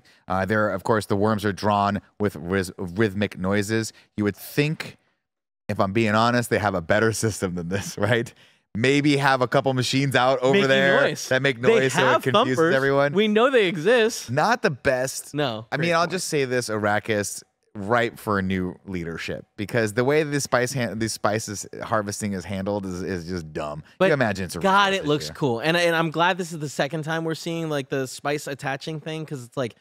The carry-all. Yeah, the carry-all, the way it shoots out and it throws up those big balloons that Oh, inflate. yeah. So cool. If I were one of the spice harvester though, Mm. like driving this ship, I'd be like, can we just keep the carry-all on this, just in case it has to be lifted up? Like, put some Yeah. wings on this thing. Yeah. They got these little like the dragonfly wings on everything. Put it on the spice harvester. Get me out of here. But I mean, I think that's to be like, they don't care, right? Like, they don't care about the equipment. well, the Harkonnens didn't give a shit. Yeah. They don't care about Yeah. men, and you Right. see that when they spot the worm, and he's like, "Hey, you got to get out of there," and the guys are like, "No, we're not. It's dangerous out there." And you kind of get a feeling of like if they're kind of conditioned that if they don't return with this spice, something bad's gonna happen to them. They don't know Leto is there, and he's like, "I want you guys get out of there right now. I don't care about the spice. I care about you guys," which is a difference for them.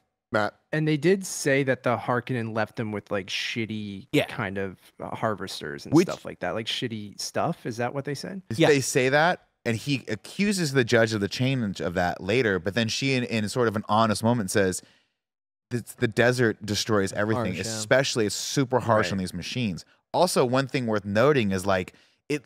And I could be wrong, but it looks like a lot of these ships were not necessarily built for Arrakis. It looks like a lot of them come from other worlds that they're sort of like makeshift used for this shit. Spice Harvester, probably not mistaken, but like the Wasp ships, are those native to Arrakis, or did those come from the Atreides? No, I think those are native to, because Okay. we see an 'Cause Atreides ship. Duncan but we lands in a ship that doesn't look like that, right? don't- Yeah. In the beginning of the Yeah, movie. yeah, Okay.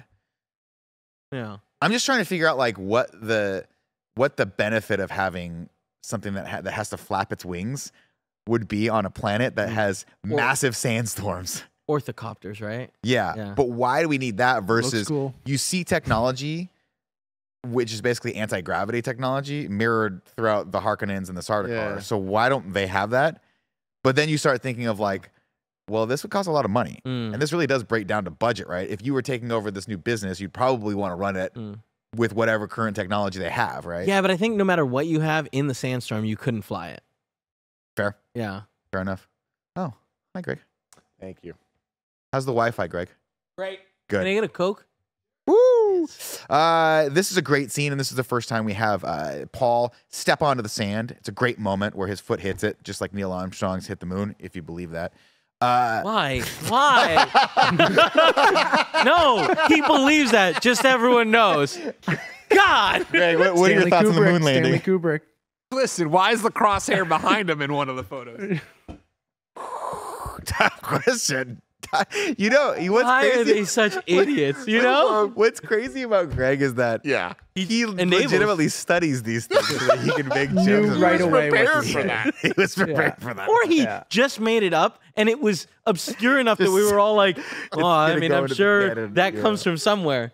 He's quick like that. He is quick like that. When you do Stanley Kubrick in review, just include the moon landing. Perfect. We're definitely going to do that. All right, back to it. Paul inhales some spice for the first time, and this is where his visions start getting He supersized. gets This high as shit. is where he starts becoming the one because he's trying to get the guys out. He has another vision of all of the stuff. He inhales the spice, and hears voices of the. So go for it. This moment is just so good because it's like it again, like talking about the pain box thing of just like for fucking dum-dums like me. All the complexities and the subtleties that Kevin's talking about, like all the stuff that's going on in the movie, it starts to just be like, all right, cool. If you get that, you get that. But here, the good guy is being a good guy. He's trying to save these people, and we're seeing him jump into action. And like, there's just really clear character moments and like direction for both Paul and his dad, and just the way that they set this all up. I'm like, oh, like this movie could be boring to people, whatever. It's not. Like, I feel like they did such a good job of being so artistic, but then also giving a plot that is like easy enough to wrap your head around, even if you're a fucking moron. Go for it. Yeah, I was gonna go ahead, Kev. No, you go first. Okay, I will go first just to agree with Tim that I think it's a great character moment for Leto, and I think that it kind of lends to what they talked about of the Emperor being scared of this guy, of how much power he might amass and how much people like him. Like, I just think it's a perfect moment to kind of compare to what we learned earlier of why he actually sent him to Arrakis, because he was scared of him, and then to see him execute that and show why he's just this really good guy, I think adds to even some of those more subtle things on top of being just a character moment to show that he's a really good dude. I was gonna say, I'm curious. Like, what do you both think? Like, what do you guys understand what the spice does, or have any idea? Well, they refer to it as. Oh, sorry. Go ahead. Yeah. No, I mean, You've read Dune, so it was. Well, they refer to it here as like a psychoactive like drug, Yeah. basically, or elements or chemical. Yeah, I mean, but my read on it is just like, yeah, it's a drug that like is valuable because of what it does to you. What it does to normal people, I'm not so sure, but clearly for him, it's like fueling his visions and like his connection to the sand people and what are they called? The Fremen. The Fremen, and like I feel like that is like I don't know. That's pretty much as far as I get. And it also has like health properties, right? Like it can Well, extend your life. And then I think when it comes to this interstellar travel, Kev, you've probably already mentioned it earlier, where I think it lets you see that kind of space and time and see the path properly. And without it, you're not able to. And I did grasp it this second time. Yeah. That first time, I just thought it was a drug that they did, and I didn't know why it was so important, other than it being a drug. Yeah, I think it's so incredible that like that is such a big part of this world, this movie, and it's like, yeah, I'm not shocked that you're like, oh, it does something, you know? Yeah, Like, but yeah. I mean, that's all you need to know. Right, Like, you exactly, get its but that's value. that Yeah. is why Danny, let's call him, is so Danny. damn good. Yeah, Villeneuve. I missed it. Yeah, Oh, got it, got it. Yeah. Danny Villanueva, yeah. Yeah. That's why he's so good. Of like, it doesn't super matter. It's the thing that they're here for, and it's like it's so compelling. But it's like it is what makes this universe go round. Yeah. It's also, I mean, there's a lot of parallels drawn between spice, which allows people to navigate and get and circumvent, around Oil. the globe, and oil Yeah. that is found in the desert, yeah, and for is so a lot of that obviously is drawn from real world politics, which makes it It more. doubles your life, Tim, if you take it in like small Spice. amounts. Yeah. But then it gives you like ugly blue eyes. If you and take- it's like, All right. Here's the thing, man. If you You're take too much soldier of it- first class, baby. Let's go. It makes you addicted if you take too much, and your eyes get fucking blue in the coolest way. so cool. It also makes you taller. Leto argues with the judge that everything has been sabotaged, and Dr. Yue gives Paul a clean bill of health. Paul had a vision of Chani leading him. They almost kissed, and then she stabs him. I say hot. And then when asked by his mom, he says, I thought I saw my death, but it wasn't. He's confused because he thinks all these things are going to come true, but they come true. And actually, I didn't catch this in the first time. I forget the actor's name, but he's the doctor on Brave New World. He's phenomenal. He talks like he has visions of this guy training him. Yep. But then at the end, he kills him. Yep. And so instead of seeing his own death, he misinterpreted the visions, or they were wrong in saying that he had to give a life to get a new life as the one. So he had to kill someone, and in doing so became reborn as the one. From my understanding, they were other possibilities. Ah, that makes sense. That's cool. We cut over to Salusa Secundus, which is the Imperial Army planet. It's bad, Tim. You don't want to be there. Yeah. Now, these guys, the Sardaukar, are the coolest army on the planet. They're like the most savage army on the planet, like crazy, right? These guys, impossible to beat. And you know that because their sort of reverend mothers are marking them with a red, like, kind of blood mark. And you're like, oh, that looks like blood. And then when the camera pulls out, you see men hung upside down on like a St. Peter's cross. I think it's St. Peter's, right? Being bled out. Yeah, man. Fuck. But you can't really see it because it's raining. But you do see that some of the water is red, and they're kind of going like this, and they're just like, while this Gregorian chant shit is just going on, and you're like, this is fucking insane. It's so cool. And they're ready to rock, man. They're going to Dune to eradicate House Atreides. Back on Dune, Duke Leto pleads with Jessica. He's like, look, I should have made you my wife. There was that. They say that a little bit later. But What a great scene. Line. But before that, he brings her in, and he's like, I need you to promise me something. Like, I need you to promise me that you'll protect Paul. And she goes, well, I'm his mother. Why wouldn't I protect him? He goes, I'm not asking. It's like a political moment, right? He's like, I'm not asking you as his mother. I'm asking you as a Bene Gesserit. Like, if shit goes down, are you going to protect him? And she's like, how could you even ask me that? But of course he has to. Yeah. And then So we have that tender moment where he's like, I should have made you my wife. And you're like, oh, didn't know that was a thing. Yeah, dude, it's living in great. sin. A little sin, baby. Living in God. sin. I'm shocked you didn't Did wink he- right there. There it is. There it is. Little Yeah. delicate one Does- for you. Matt, Does Leto know that everything about the Bene Gesserit? Like, was he kind of playing stupid to her and just letting her do her thing, or does he know just a little bit about them? Kev, you might know this. don't know. I believe it's like well hidden. Like, not everyone knows that they're planning this stuff and working in the background of things. So like, I don't think most people know. Like, I think they have some idea, Yeah, but I think it's one of those things that once she brought the Reverend Mother to talk to Paul, thank you, in the middle of the night, like, I think that was the like, oh, maybe some shit was going down this whole time we've been together. Yeah. But he also doesn't make reference to it, which tells me that he doesn't know the specifics of what happened in that room. Okay. Right? No, I mean, he does make reference in the sense that he's like, hey, he's been different since that moment, Yeah. and I don't want to know what happened. Yeah, I don't know what And happened, yeah. she's like, well, let me tell you, and he's like, I don't want to know what you've been conspiring. Yeah. Like, I think part of it is like he doesn't want to know, like he doesn't want to feel like a piece, you know? Right. Like, yeah. yeah. Oh, that's so interesting because my read on it just from the scene of them talking was that he actually had, like, he was in on it. Like, he did know, and like it was I like a kind of secret had that the they shared. same thing. Yeah, a little bit. Like, I that's why I was a little bit confused, not in a bad way or anything, but I'm with you, Tim, where I thought it was like because he loved her, he just Yeah. kind of in the middle a little bit, like he knew what was going on, but almost didn't want to talk about it or didn't want to kind of bring it up and just kind of like let it happen. Because as long as she was also helping him out and gave him a son and also just was in House Atreides and helping House Atreides move forward, he didn't really care about kind of the Bene Gesserit stuff that was going on as long as it benefited both of them. That was my read on it, but that's why I wasn't sure But I what think you the guys felt. go ahead.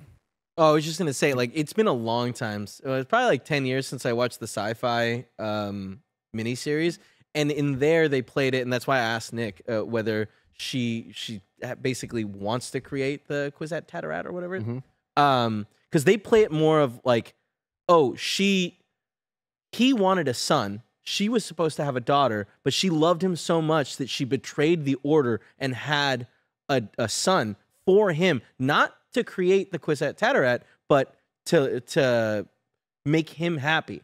So it's interesting. That's why that scene that we have after where she's like, I did it. I made him, you know? To me, like, I was like, oh, that's a bummer. Like, I've always seen it that like the relation, like she did that Interesting. because Out of she love, yeah, not out of prophecy. yeah. But again, that might just have been The the sci-fi miniseries take on it. But like, yeah, in my mind, that's always been Interesting. yeah. That's quite possible. That's very and that is very complicated and very deep. Mhm. Later that night, Leto sees a little flash of light come through his because important to note, he didn't want to go to sleep the traditional way, which is by taking 2 sleeping pills. that everyone gets from Dr. Yue. Well, I think that was like you had a hard day today. You almost died. I just imagined Take it it, was John, like you I deserve thought it was like a this. jet You lag deserve thing. this. Like you guys must be jet lagged because it's 12 p.m. on your Yeah. home Yeah. planet or whatever. He goes out of the courtyard to investigate, sees a body down there. When he turns it around, it is the body of his the maid, his wife's that Jessica had picked. She's been stabbed, I think, with a Chris knife. Perhaps with a Chris knife that was given to her. think so. It's a knife of some sort. It's not really a knife because they use those like sort of like like when all of us went through our samurai sword phase. Oh man, that which I was such a assume fun. we all did. Yeah. Oh yeah. You have the katana, and then you have that sword that's like right below the katana. The one for Yeah, that's no. There's like 3. There's one for committing suicide. yeah. Then there's the middle one, which I think was like maybe that was the one Yeah. because there's I know what you're talking about. We'll look yeah. him up. Chad will help us out. Matthew Hidalgo, it's your responsibility to tell me the specifics of all 3 samurai swords that would have been carried by a Say samurai. it the right way, Nick. Samurai. I'm also shocked that you didn't say that Matthew Hidalgo line dramatically because that feels like such a line that you would shout out. That's after What did I say? What did I say there? they went after my son. Oh yeah. Like the way he shouts it, like I could That was imagine. intense. That When was his little mentat quits, he's like, I clearly I fucked up. Oh, I love Sorry to be that jumping part. around now. Yeah, That's- it's so that was good. a great moment. Yeah. Let's see. He finds her dead, and then what should happen? Hunter Seeker or some sort of dart in his back, and he is paralyzed. And you're like, oh, he'll be fine. Nope. Gurney gets word that the shields have come down, and he looks up. They all run outside. He looks Real up quick, into the sky. One more aside of like, how sad does their little like sleeping area look? With just little cubbies in the wall. It's like you couldn't get them a little bit bigger space. The castle is It's a big-ass enormous. place, yeah. They got like 12 guys in there. Well, what's cool about it though is like the architecture obviously is like different than anything that's on their world, but it's also different than anything we see on the Harkonnen home world. Yeah, but let me tell you, Paul's bed, very normal. You know? He's gonna be Duke later. You know what I mean? Yeah, Gotta keep I him guess, yeah. Normal. I do love that they've the one piece of furniture they've brought though is the Bullhead. bullhead that They they killed hang. his grandfather. Yeah. Right. Gurney gets word. He runs out and sees the onslaught that is coming from the Sardaukar army, but it's too late. They get bombarded. And these shots in this are dope. Everything about this is rad. You Let's see see them dropping these slow bombs, Yeah. just going through the force field, Dude. and then these ships just drop. The sound. The sound design, but the vibration, the concept of the shield being introduced with more like hand-to-hand combat type stuff, or like swords and all that shit, like melee stuff, and then seeing it on like this level, it's like, oh man, that's world building, right? Where it's like we can apply something that they taught us before to a bigger scale in a way that's like, oh, this is the coolest fucking shit. Yeah. And then that nosedive, man, come on. We have at this point we cut back over to Leto where he spots Dr. Yuhei coming out of the shadows, and he says, "Look, man, I did this. I had to do it. I had to bargain with the Baron. He had no choice. They have my wife. I'll do what I can Take for her Paul." apart and put her back together like a doll, or maybe a spider. So Jesus terrifying. Christ. He says, "But I'll do what I can for Paul. But you have to do me a favor. I'm going to pull out your back tooth and I need you replace to it with kill a man." a different tooth that's poisonous. I need you to kill a man for me." And that man is the Baron. He's like, "If you bite down hard enough, for your last breath will be their last breath as well." Duncan, And then it wasn't. unfortunately, is Baron too smart? I know. He's a survivor. He did a little tuck and roll. Had his what is it?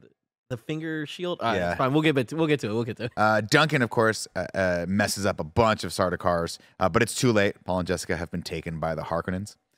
Their plan is to drop them in the desert and let them die, potentially. And then one of them's like, what if we called an audible and just dropped off Paul, and then, you guys can fill in the rest with the horribleness.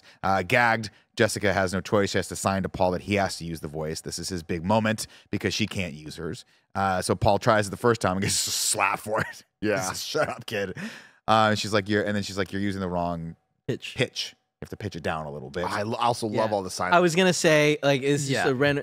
every house has their own secret sign language, Oh, cool. Oh, so they can Yeah, it's the communicate. And coolest we see it. concept. We see it earlier when she's picking the maid when she says "prepare for Prepare for violence," violence. and it's like, oh, it's so cool. Prepare for violence. So I'll be honest with you though, Tim, you signed to me prepare for violence. All the time. You're gonna get one sign back. Mhm. I'm always prepared for Good, violence, bro. Good. And snacks. I hate that you're like fake signing with your hand up as you I'm say it. I'm just I doing know it. you're just going. I'm just doing this little talk. Yeah. Mouth with my hand. That's, yeah, the house Scarpino. There is a- You have to be able to read House Scarpino- lips, yeah, but House the lips are his Scarpino's- thumb. Anyway, they get up there, and Paul is able to do the voice successfully.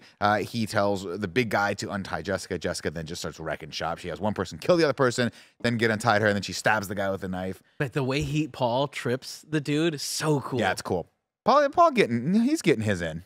Paul he's is getting a like couple in. extremely well trained to kill people. Well, he's been trained by the best, Duncan, Idaho. Duncan And now Gurney. And his mom. They see a little tiny Aquaman and diamond. Thanos, dude. Let's go. Pretty cool. Oh yeah. They see a little diamond on the chair, so they know that something underneath there has been put to them by Dr. Yuhei, which ends up being still suits. Paul's No, got not his- still suits, right? That's the one thing they were missing. It was the tent and then the thing. Where'd they get the still suits from then? They then get it from Liat Kynes. Like, Ah, fair enough. Yeah, they got the little sand mover thing, which is super cool.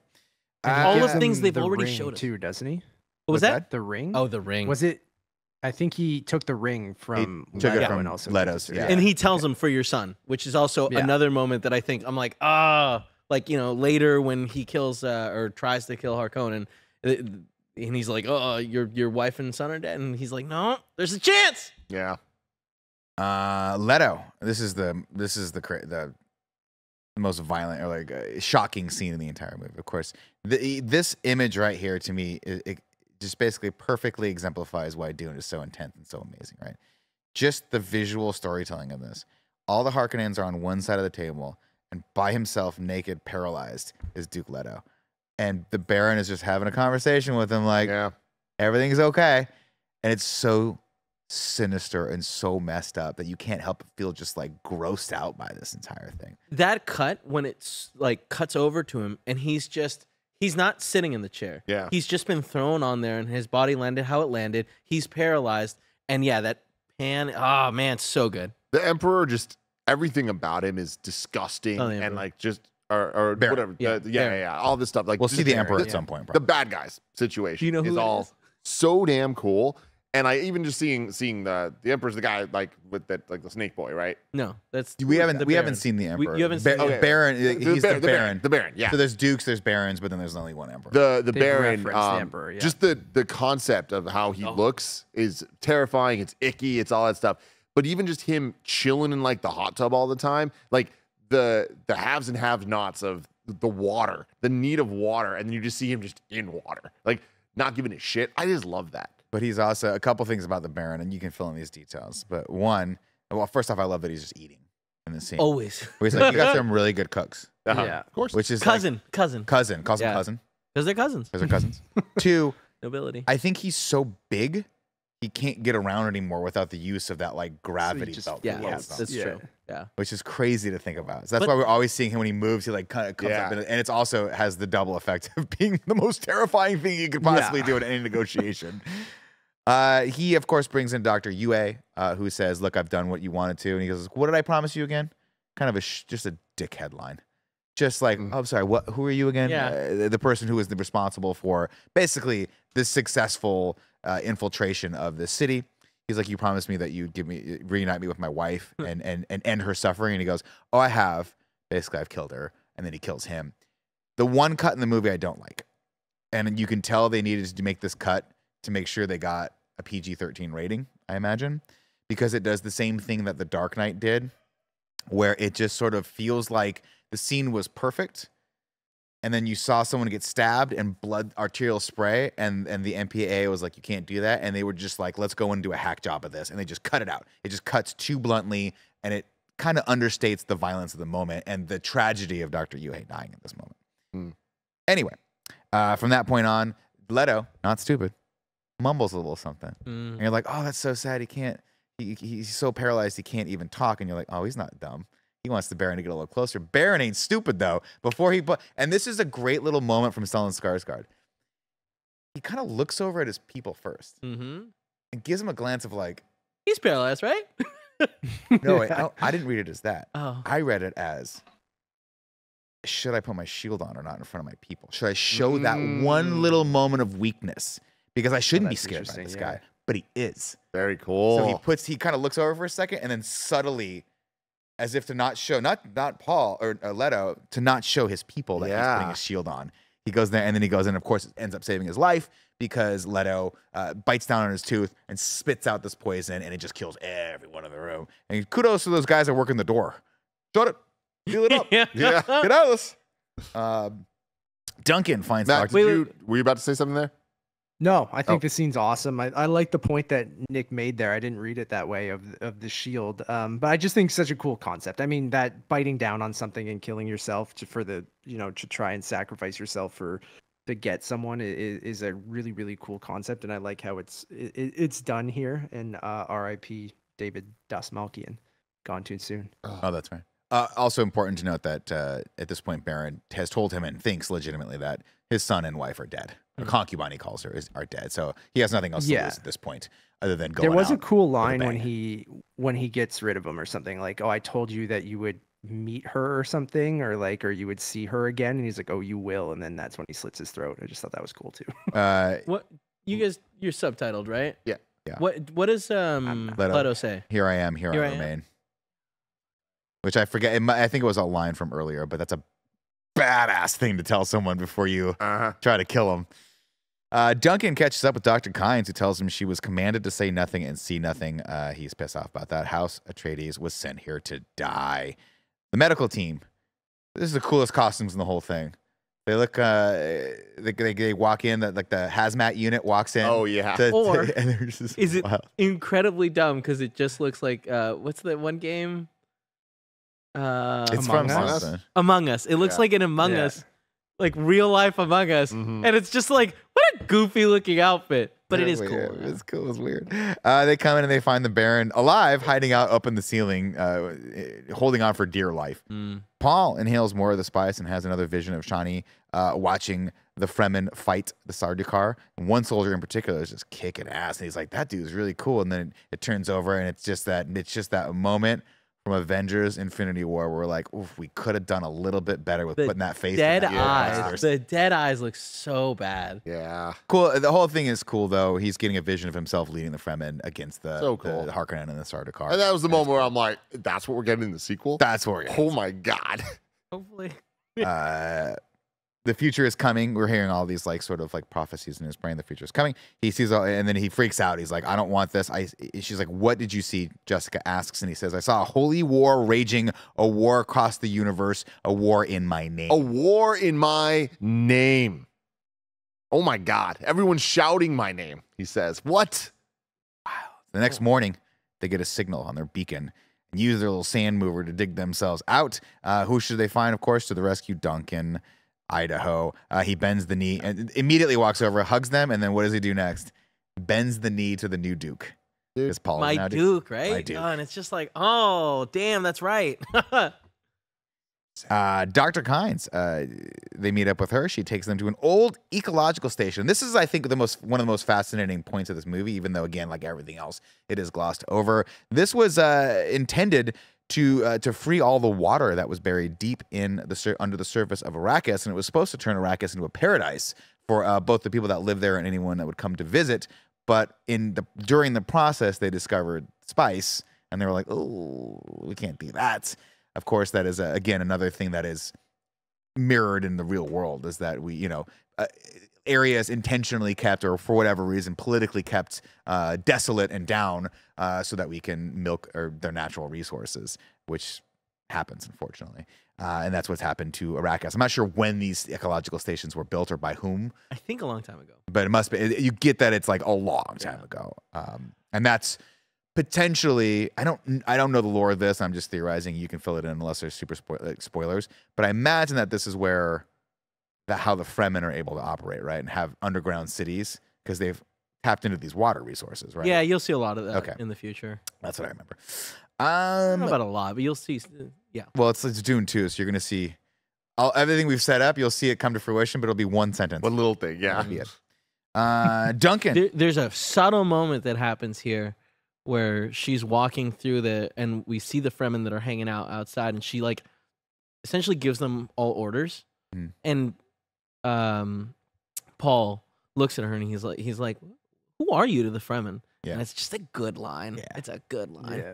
Because she kind of skates both worlds, right? She's Fremen, but she's also the judge of change, which means she has a position in the government of the Mhm. imperial government, right? So yeah, she's been there for I think 20 years or something, and But a lot of those dualities, right? Mhm. That she has like two, she serves like two Yeah. different factions.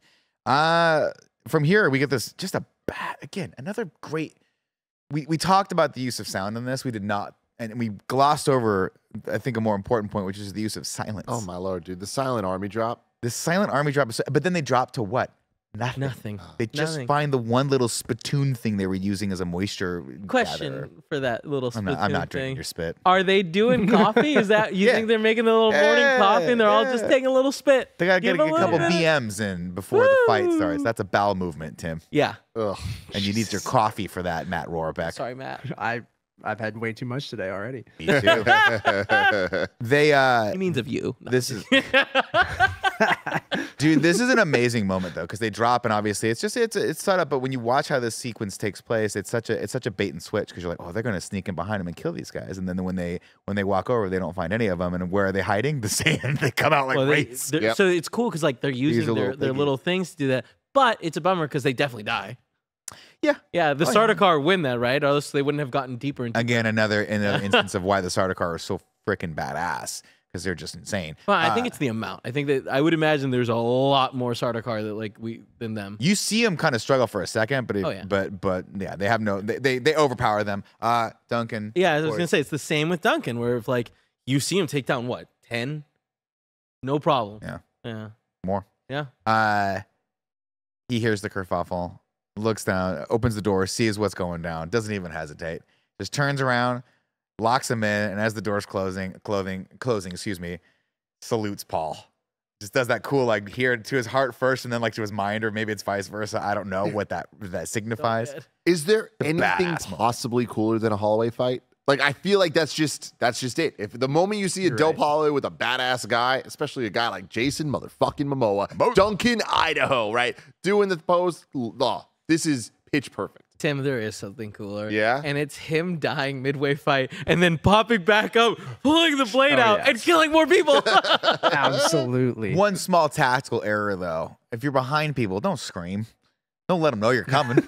He could have taken 2 more of those guys out, right? He was like, He knew he was yeah, going. he was Just going. trying to get. He was Yeah. trying to He distract. just him. needed that laser to go off for a second so they could cross the Can we path. talk about this laser for a second? So cool. They bring out a freaking laser beam to cut through this door. Why is it Dr. Evil? Got freaking lasers, freaking sharks. with freaking That's lasers not on their freaking relevant heads. for like 20 years. I love it. Rohrbeck got it. Yeah. You know, Infinite Corpse in the chat got it. He gets it. We get it. We understand. This is cool. Obviously, he gives them that one moment they can traverse across the room so they can get out of there. This is where they split up. Jessica and Paul have this tiny little copter. Why? I don't know. It was Is the it- one that was there, right? It was the one that was there. Yeah.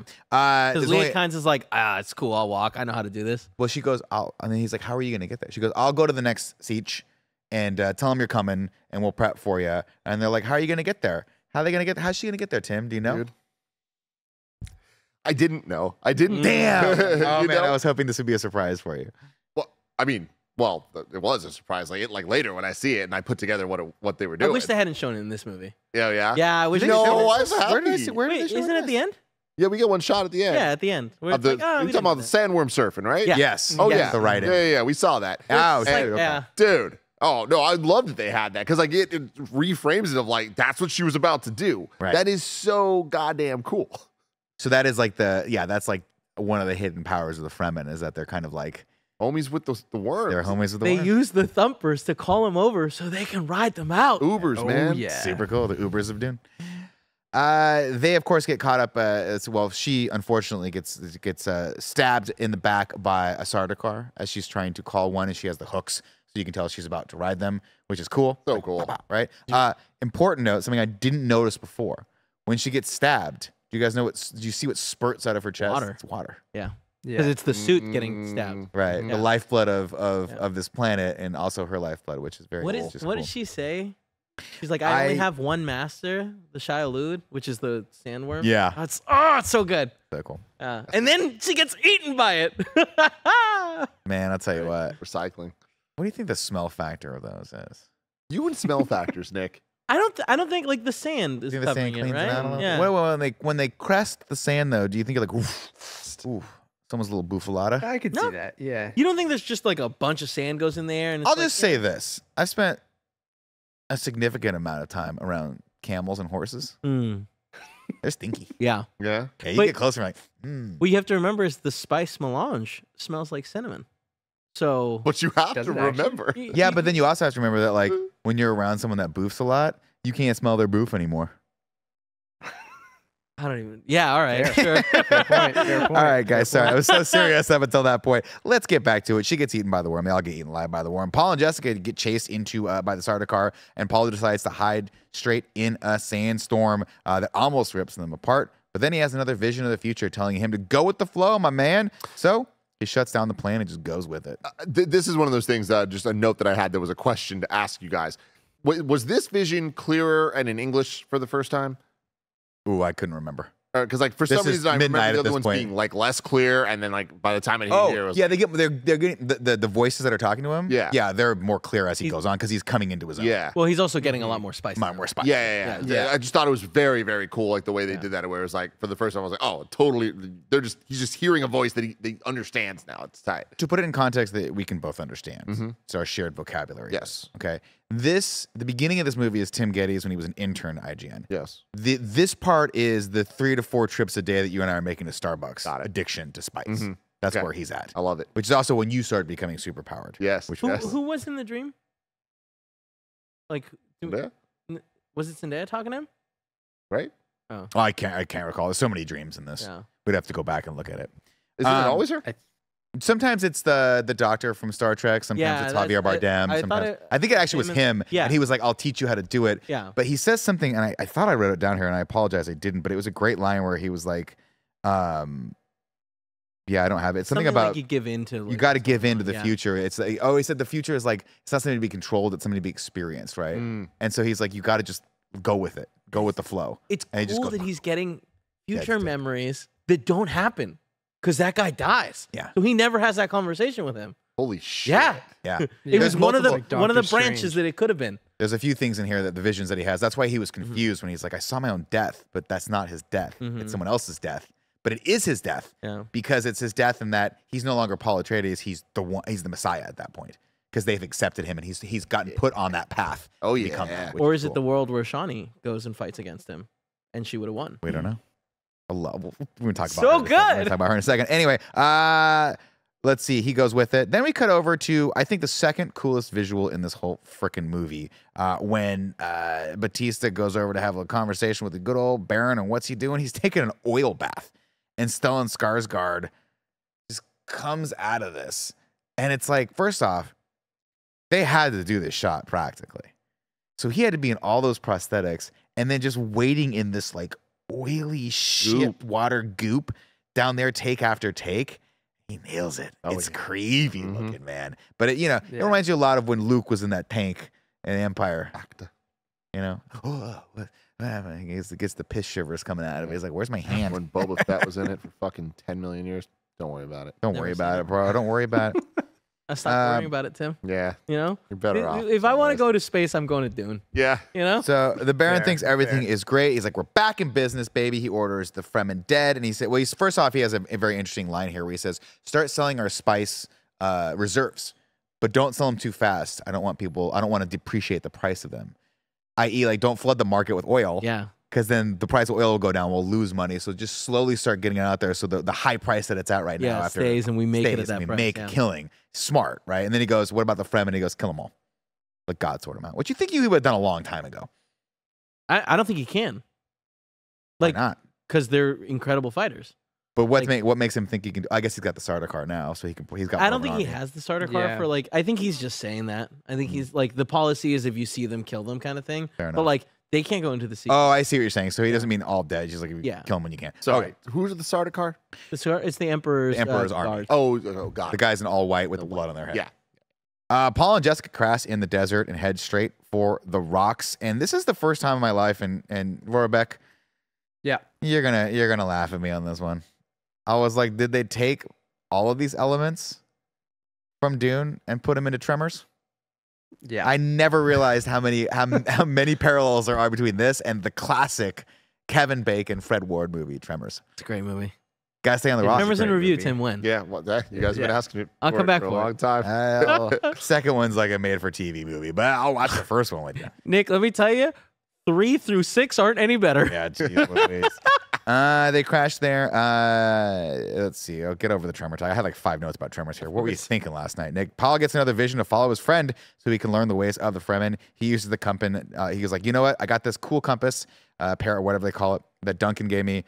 We can find the nearest siege that Duncan was talking about because I know in which direction we should move. Paul teaches her how to sandwalk, and it looks dumb. They get chased by a worm, It so they does run look back dumb, to the yeah. rocks for safety, and then the worm stops short of eating Paul and just kind of stares at him for a little bit because they're homies, can I feel think. it.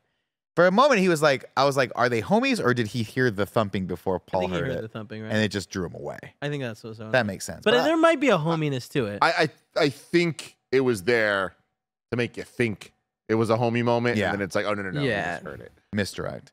And then this is the point I ask you, Tim. You're staring face to face with this just deep hole. Oh yeah, What's the smell factor? What's the smell Well, yeah, factor? see now it's breathing on you. It's Yeah. breathing on you. Yeah. You ever had Yeah, a dog that's breathe fair. on you? You're like, that's a little tiny Yeah. dog. yeah. Imagine that shit dog is with 80 stinky. stories high. Mhm. Yeah, exactly. But like Mm-mm. they eat like microbes in the sand, so it's not like they have a bunch of Cinnamon. Yeah. Yeah, maybe Little you're right. pleasant. yeah. So you think it's more like a But chai microbes- latte, like a little spice latte? That'd be maybe, good. maybe. You're like, breathe on me a little bit more. I'm loving this. Yeah. Maybe this Can't whole wait planet till we smells like a finish. Starbucks. Yeah. It'd be great. Let's see. They go back in. They rescind back into the rocks where they find Stilgar waiting with some of his Freeman soldiers. Jamis, who is the character I've been talking about, who is the doctor on Strange Show New we don't World. Strange New Worlds. It's fucking phenomenal. Everyone should absolutely watch that I show. want to.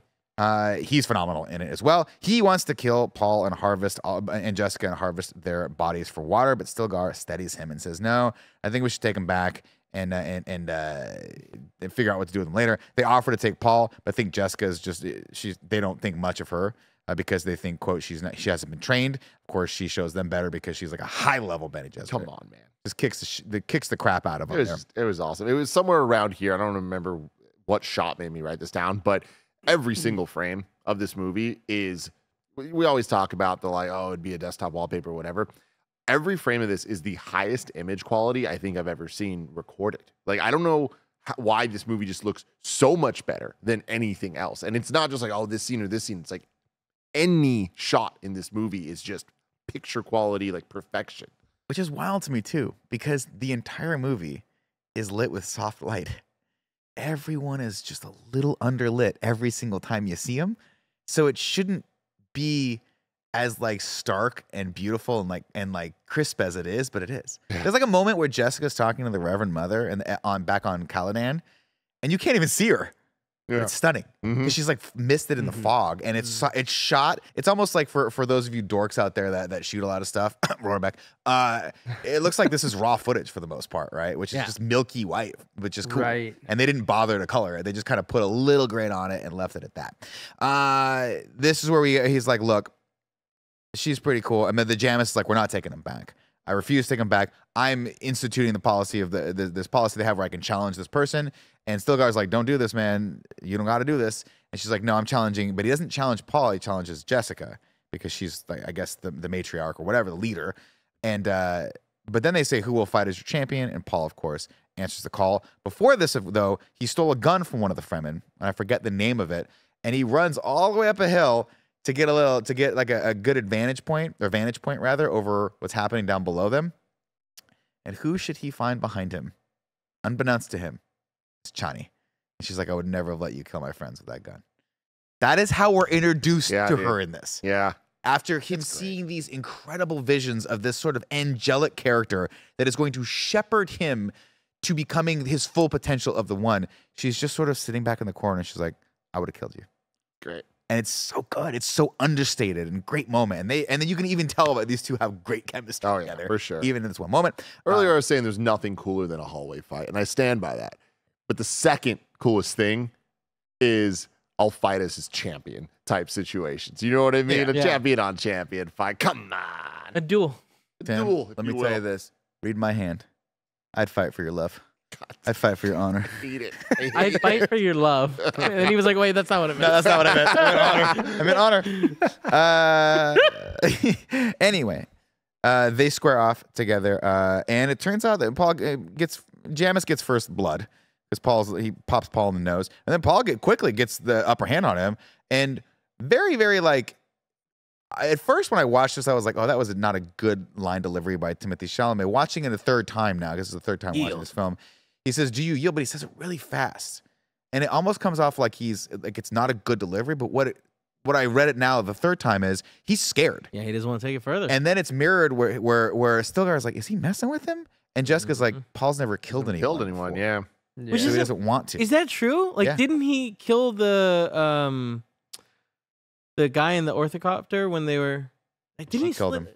I thought- Remember, he says, untie her, and she goes, kill him.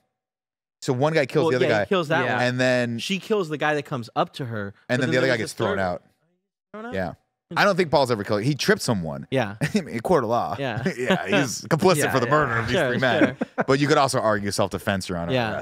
Arrest my case. From here, they square off. And after a couple different parries, she's like, you got to do this thing. And Yeah, Paul you're gets a playing with vision of himself dying again. And we get the words one more time, like a life for a life. And you will be reborn or whatever it is. I think I've written it here somewhere. Is he toying with him? No, Paul's never killed anyone. He hears the voice again calling him the Messiah. This is Rise, Kwisatz Haderach, Rise. He stabs Jamis in the spine, killing him with the blow. And then Stilgar's like, all right, you're cool. We're cool now. Everyone's cool. They all pat him on the back. They're like, you're one of One us. of us now. And we just see Zendaya just all horned up there. She's just like, oh, this is my Jesus, guy. Tim. And look, Not my I problem. mean, fair again. I'm sorry to tell you this, Tom Holland. All right. But that happened.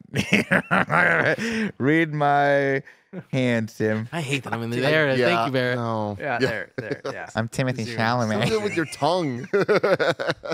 No, stop. All right. Back Watch to the it. video Back version. to it. Or don't. Great moment here too. Jessica's Yeah. like, cool. He's won. You got to get him off world. I know you guys have smuggling routes. You have all these things. You can get him off world. And Paul's like, nope. I've seen my vision. My future is in the desert. If you'll have me, I would like to come with you. Man, we forgot to talk about his, like, when he's talking at Liet Kynes and he's like, what's the move? And he's like, well, the Emperor doesn't have any sons. Oh, I forgot about that. Yeah. That's right. That's an incredibly important Oh, part. yeah. Thank you Yep. for reminding me of that. Did you catch that? No. So she's like, what do you plan to do? And he's like, well, I have a plan to basically, because the Emperor still wants them all dead. And obviously, if Paul rises to power as the head of House Atreides, it's going to repeat. The cycle's going to repeat again because Paul is going to be his father's son, and, Yeah. and the Emperor can't take that risk. Paul's plan is that the Emperor doesn't have any sons, and he's got a daughter. So what if I just marry into the family? He can't kill his own son. And she's like, you're gonna do a play for the throne. Yeah. Yeah, and it's like, Oh shit! I didn't realize that. I thought he was just gonna try and kill him. I didn't. Yeah. No. That's, no, Wow. marry His- in. And this is again another moment where instead of him being that little kid we saw, he was like high level strategy. Yeah, strategy. Can't dude. beat That's him, join really him. Cool. I mean, I love the lines 3D here. Though. chess. Go for it, Matt. 3D chess. I just Oh, said 3D yeah. chess. Yeah. I love my father came not for spice, not for riches, but for the strength of your people. My loyalty is to the desert. If y'all have us, we will come. It's like, come the fuck out. Amazing. Of course, we are left Yeah. with them walking in rank and file toward the siege. Chani stops to turn back and look at him one last time and says, this is only the beginning. Quick question for you: do you think that the majority of the Atreus army is dead? I don't think so. I have to there's- imagine most of them are still back on Caladan, right? Yeah. See, that's my curiosity of like how many stayed on Caladan. Caladan. I don't know. Caladan. I'll It doesn't I'll matter. look it up for you. And then because like there's another throwaway line that they're like, yeah, we attacked all the major cities at the same time that they say. That's the one thing that you never really get in the book either. Yeah. Because in the book, I think you spend predominantly all the time in that main city, that main like central hub Yeah. where the HQ is. I never really got that there was more to this planet than that, and then Yeah. this small band of Fremen that were walking around. Yeah. But yeah, there's millions of people on this planet Yeah. theoretically, right? So that's why they needed the Sardaukar to like come in. At first, I read it that they wanted the Sardaukar as like we'll blame it on them. But then you're like, no, how would they do that? It's the Emperor's No, I army. mean, yeah, it's the opposite. Like Yeah, it's the they are opposite. hiding the fact that Sardaukar ever Yeah. came. That's right. That's it. Because the two Um, moons, they have bad connection. Oh, No the satellites the over. hand of God. Yeah, that's cool. They call the big one the hand of God. Remember that? That's so sick. And ladies and gentlemen, that is Dune Part 1.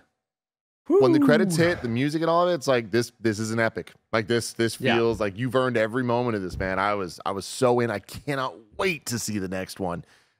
We don't need to do any of the things. Obviously, this movie's great. Phenomenal. Number one on the list. Rangu Bagu. I mean, look, this emperor, these situations, Harkonnen's everything bad. going on. They're Stop bad. calling him the Emperor. Well, whatever. The Baron. The Baron. You're Yeah. gonna Oh, meet Tim, the Emperor. Wait till you okay? meet the Emperor. Do you know who Yeah. plays the Don't Emperor? even spoil Don't it tell for me. him. Don't Oh, tell me. really? Oh my I don't God. know. He Don't doesn't look it know? up. Don't Yeah, spoil don't it look at for the him. chat because Oh my they'll God. say I it. won't. Chad, I don't won't. say it. This is exciting times for everybody. Let us know in the comments below what you think of Dune, how excited you are for Dune 2. Roarbeck, thank you for joining us. Where can people find Thank you.